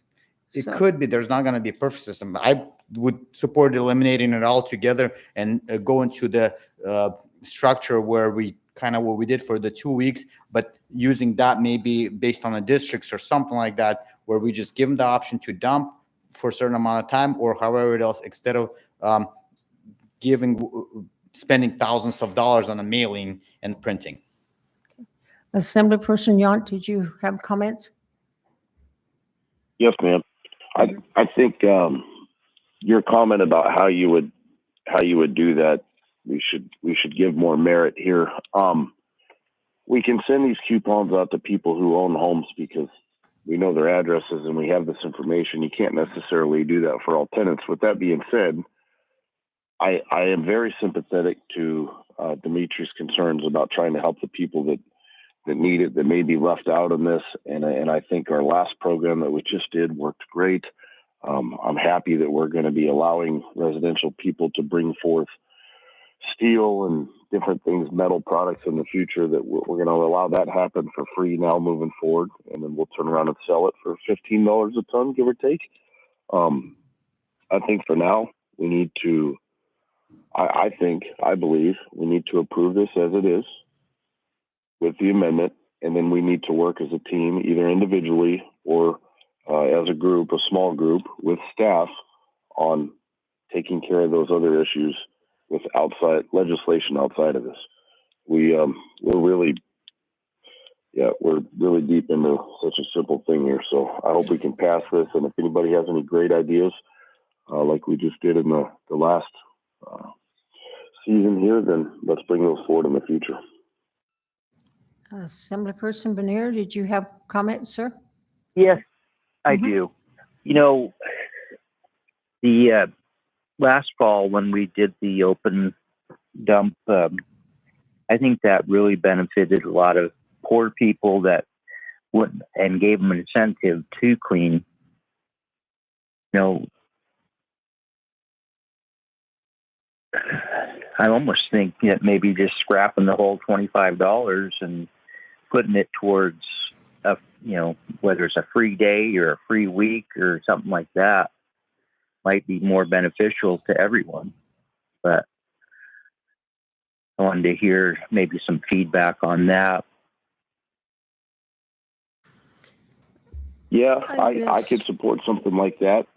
And instead of doing it all at one time where it overwhelmed staff, we could do it on your birthday with an ID that shows that you have a borough residence, a borough address. If you have a Mat-Su borough address and it's within a couple of days of your birthday, I mean, obviously some people have birthdays on days they can't make it there, but maybe something like that, so it's spread it out amongst the 52 weeks. But I think it might, I'm all for ideas like that, but I don't know that that's anything we're going to hash out tonight. We should sit down and work on that after this. And I think we should approve this tonight and then maybe try to add to it in the future. But yes, I would definitely look at something like that with you, Ron, if you wanted, sir. Okay, further discussion? I would also support that. Yeah. If we eliminated the program altogether and extended to finding a way and spreading it and into a longer period instead of the 2 weeks combined, utilize all that funds for mailing and for the value of the coupon to give it to the residents. That would also include the people that don't own but live in the valley, maybe as renters.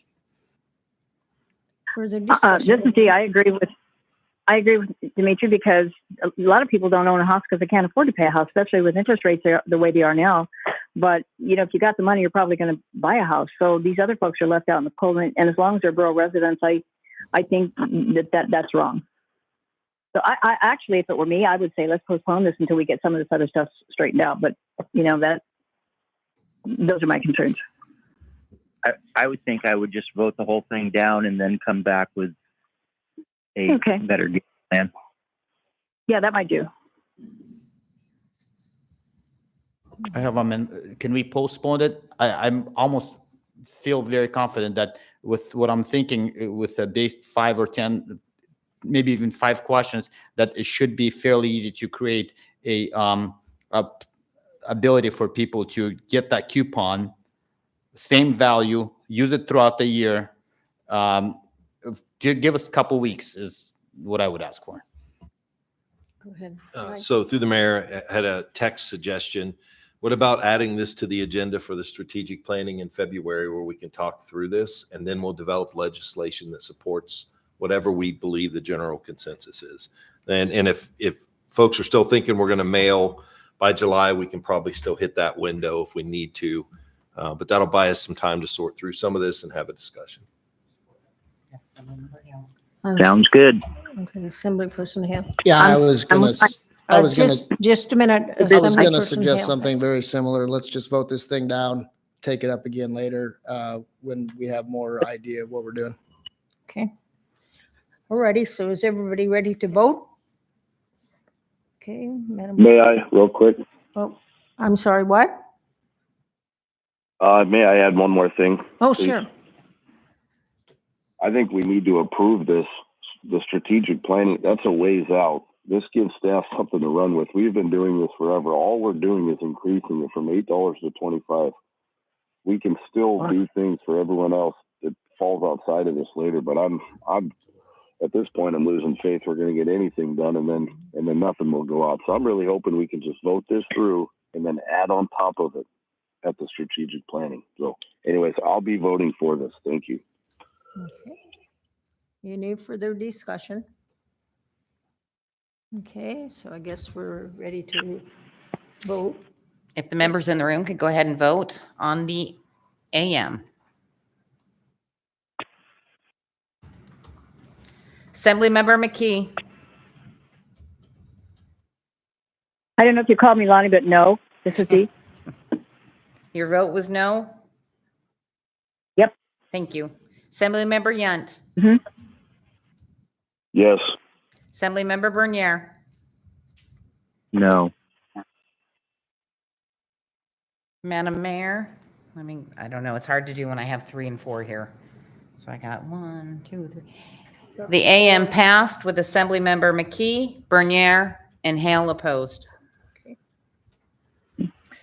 Alrighty, the next item on our agenda is unfinished business, and we do have a main motion on the floor. Do you want me to read it into the record? Yeah, I'll ask the clerk to read it in to remind us what the next item is. So, okay. Ordinance 23080, an ordinance amending MSB 1705, essential service utilities by providing additional processes and standards for approval. Okay, the main motion is on the floor. Is there further discussion? I do have one written amendment.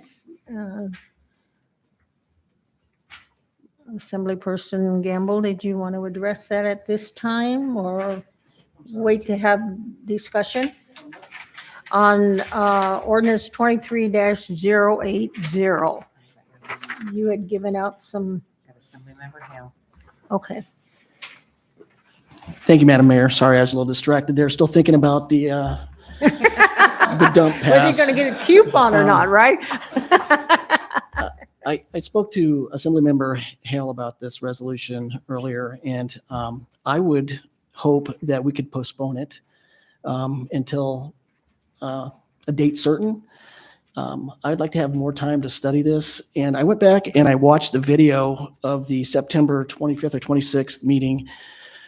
And Ms. McDonough, who was there, said, we're in no hurry. Take your time and try and get this right.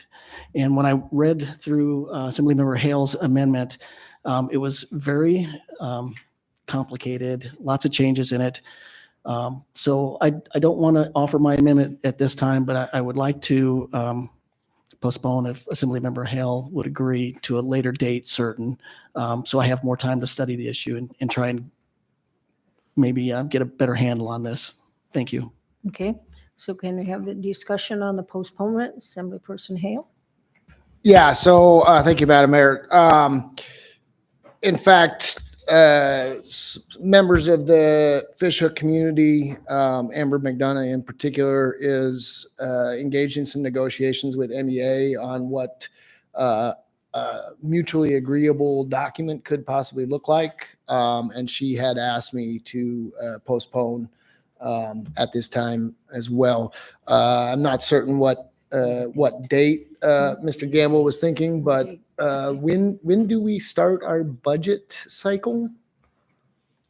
Go ahead, sir. Through the mayor to the assembly, we formally start that and introduce it. I think it's a second meeting in April. So we'll start the process shortly thereafter with the 3 public hearings and then 3 meetings for deliberation. So you're really tied up mid-April through mid to late May.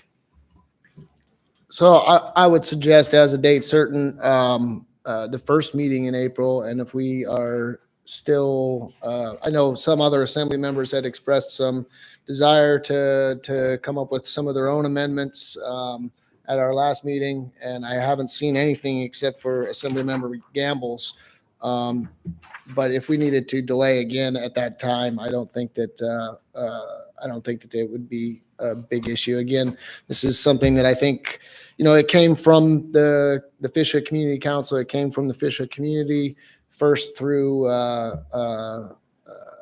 Assembly Member Jesse Sumner. Sumner. Thank you, Madam Mayor. First through Assembly Member Sumner when he was representing the area. And now I'm just trying to continue on with finding a solution for this issue. I don't think it's urgent. The project that kind of sparked this whole thing would not be subject to this ordinance anyway. And another project of that magnitude could be 5-10 years out. I don't know what NEA's schedule is, but I don't think there's any urgency. So the first meeting in April, I think, would be appropriate. And if we need to delay again at that time, we certainly could. Okay, that will be, for the record, that is April 2nd. Further discussion on the postponement. Is there any objection? Oh, I'm sorry, go ahead, sir. I was just going to thank Mr. Gamble. I read through his amendment there. He said it in a great direction. I know he didn't offer it, but I did still have a few small concerns. And so I like the idea of postponing it. And again, I just wanted to tell him thanks for all the hard work on his amendment. So. Okay. So is there any objection to postponing ordinance 23-080 till the agenda of April 2nd, 24? Okay, I don't see any objections, so it has been postponed. And Madam Clerk, go ahead. Introductions for public hearing on January 16th, ordinance 24007, ordinance 2411 with accompanying resolution 249, ordinance 2412 with accompanying resolution 2410, ordinance 2413 with accompanying resolution 2411, and ordinance 2414 with accompanying resolution 2412. Okay, Assemblyperson Hale. I move to introduce the legislation as read into the record by the clerk and set the public hearing for January 16th, 2024. Discussion, objection, hearing none, the legislation has been introduced. Assemblyperson Hale, vacancy report. I move to confirm the mayor's recommendations as follows: Agricultural Advisory Board, Misty O'Connor; Planning Commission, Richard Allen; Wastewater and Septic Advisory Board, Matthew Midget; Greater Butte RSA number 26, James Stocker. Okay, is there any discussion on the vacancy report? Is there any objection? Hearing no objection, the vacancy report has been approved. There is no new business.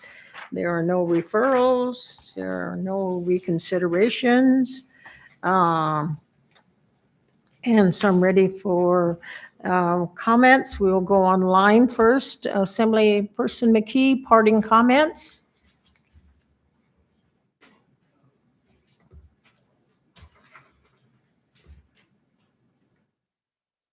Assemblyperson McKee, is she still online?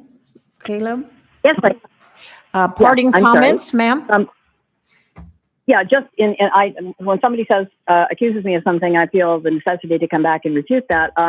We have a librarian, and her name is Kathy, professor of English, something like that, was referring to my comments regarding the professor, the school board member being sworn in Virginia on a stack of pornography. She said it was banned books. Well, that was a nationally televised newscast, and I have not seen one thing to refute it. So if this lady has other information that is credible, I'm always open for having people being corrected, and I would champion that. So if she has something that really says it was a stack of banned books, that's a heck of a lot better than a stack of profane books. So come on, Trey, and bring it. I'd love to see it. Let me know. Thank you. Okay. Assemblyperson Yon, parting comments, sir. Yeah, thank you, ma'am. I just want to wish everybody a happy new year. Hope everyone's having a great experience so far. I know we're only a couple days into this. And then I just ask that in the future, we all have a lot of great ideas. And if you have great ideas that pertain to things on the agenda, maybe try to work out some of the details with staff and one or two of the other assembly members before the meeting. That way we're not, I don't think it's fair to the staff to put them on the spot for 30 minutes on something so simple as we did tonight. So I hope we can I'll let that happen again in the future. That's all. Thanks. Parting comments, Assemblyperson Bonner? Thank you for everyone for coming out, and Happy New Year, everyone. Hope everyone had a great Christmas. And I just wanted to thank everyone. Thank you, Lord, for bringing us all into this new year. Please bless 2024 with health, wisdom, patience, and a renewed focus on love for you, Lord. Please bring forth a revival that changes hearts and minds and changes lives. May we grow closer together as a borough into a more loving and caring community. That we may put first things first and do your will and not our own. May we love our neighbors as you love us. Thank you for your amazing grace. Thank you for your unwavering love. Please help our elderly, the sick, the poor, the needy, the addicted. Please bless our military, our veterans, first responders. Please grant our schools with wisdom that they may not forget about you, Lord, that they grow love, that they teach the truth. In Jesus' name, amen. Mr. Attorney, parting comments? It's very cold over here tonight for some reason. Is it? Because Stephanie's gotten closer over there. No. That is not. Mayor, Oh my can you move her goodness. back over there, then? That's No. so I have no is comments not other what I than meant, these. Very, very Stephanie. cold. Oh my goodness, you guys. Some member now has made the clerk mad. No, I have no. Stephanie, that is not what I meant at all.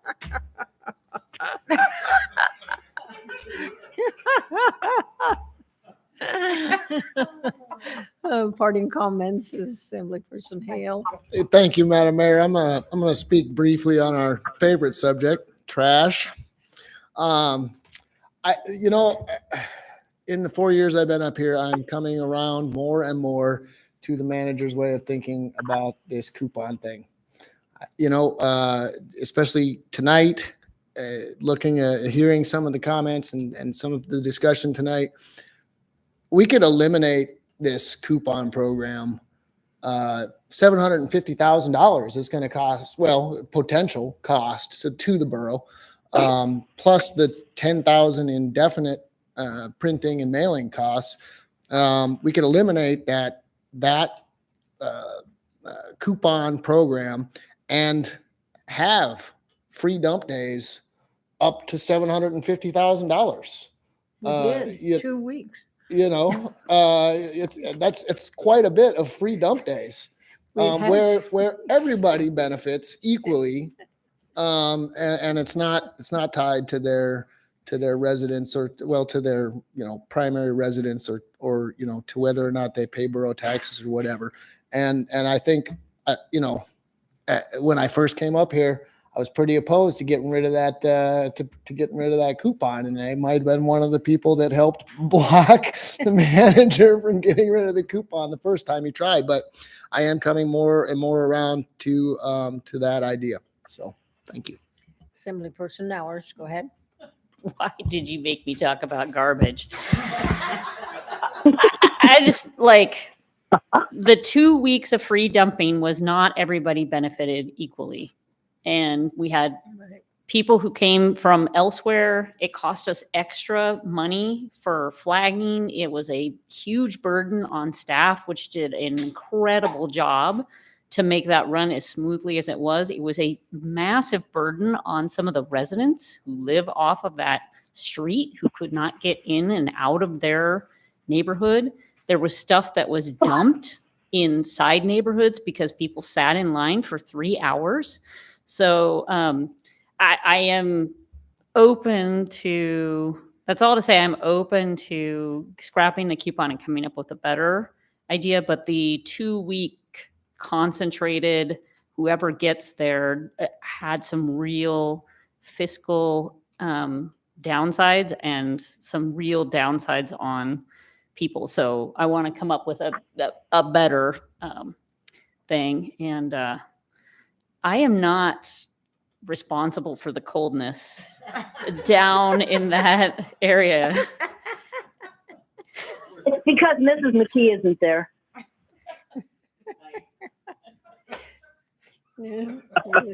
City Borough Manager, parting comments, sir? Madam Mayor, I'd be a fool to jump on the garbage bandwagon. I'll save it for February 17th. Nick, thanks for the extra task to warm you up. We'll get to work on it. We just thought you weren't very social. Madam Clerk, do you have parting comments? It's probably safe I don't. Okay. Assemblyperson Gamble, parting comments, sir? Yeah, I've got to talk about the dump days too. It was a big success out in my neck of the woods. People really took advantage of it. And I wish there would have been more time for staff to plan it, and it would have went smoother. But I mean, there were times where we had half-mile lines down Hollywood to get into the transfer station, and people, I've heard a lot of comments when I was out knocking on doors this fall about how much people's property got cleaned up. And I hope we could find a better way to do it. And I'm all open to it. I don't know how you can choose who's needy and who's not. That's tough. And when somebody owns 5 pieces of property that they're paying taxes on, and you say that they're only entitled to 1 coupon, I kind of, have a hard time with that also. But I'm all ears, and I'm willing to find a better way, and hopefully we can do that. Thank you. Assemblyperson Fana, parting comments, sir? Thank you, everyone. Happy New Year. It's great that we're starting with our first meeting with very nice debate of garbage, how to clean up more. That's something that I worked real hard to, and I will continue to support the 2 weeks. I have still people thanking me that they took advantage of that. Was it perfect? Absolutely not, but it was a lot better than what it was. We had testimony today from the mayor of Houston who thanked us, alongside with the vehicle junk removal that put 300 vehicles out of the streets or out of people's yards. I think we're on the right track. We'll work on the things. I do want to extend those that are in need for the garbage, and the ones that are less likely to do it unless they have some kind of motivation. Those 2 weeks served as a motivation for people to get out and clean up. And there was a lot out, and I have known people personally. I actually did not take anything that day or during those 2 weeks because I was trying to check with other things. But there's a lot of people that did that, cleaned up the stuff otherwise that they wouldn't have had. So I fully support that, and we'll probably introduce something along the line, but maybe spread it alongside with associated with a birthday or something with the district or the addresses. We could work it out. If we're saying that to create an online option that asks 5 different questions we're not capable of doing that in 2 months, then should be maybe outsourcing or something. We have a tech department that we go to, or the IT department, that sometimes I go there and I wonder if they're really busy and they're really doing, and they're probably disagree with me. They think they're probably busy. But what I'm saying is we should be able to go into more online options to even for people that want to opt in on the getting their tax bill as an online if they want to. We don't put everybody in there, but those that choose to, especially the landlords that have or companies that have 50 properties, we got to give them that option. So I'd like to invite my fellow assembly people so that the 2024 we utilize and we maybe let go of those programs that don't work necessarily really well and maybe get new ones, because some of the technologically sometimes we vote for what we spend for certain programs, and some some of the stuff, it's in hundreds of thousands. So let's go to a modern way of thinking, utilize technology to our advantage to clean up the valley and utilize those resources and to make this a better valley. Happy New Year, everyone. Happy New Year. I have one comment. Personally, I think I'm going to have a grandson that's going to get married sometime probably this year. And as you know, we have a deputy mayor.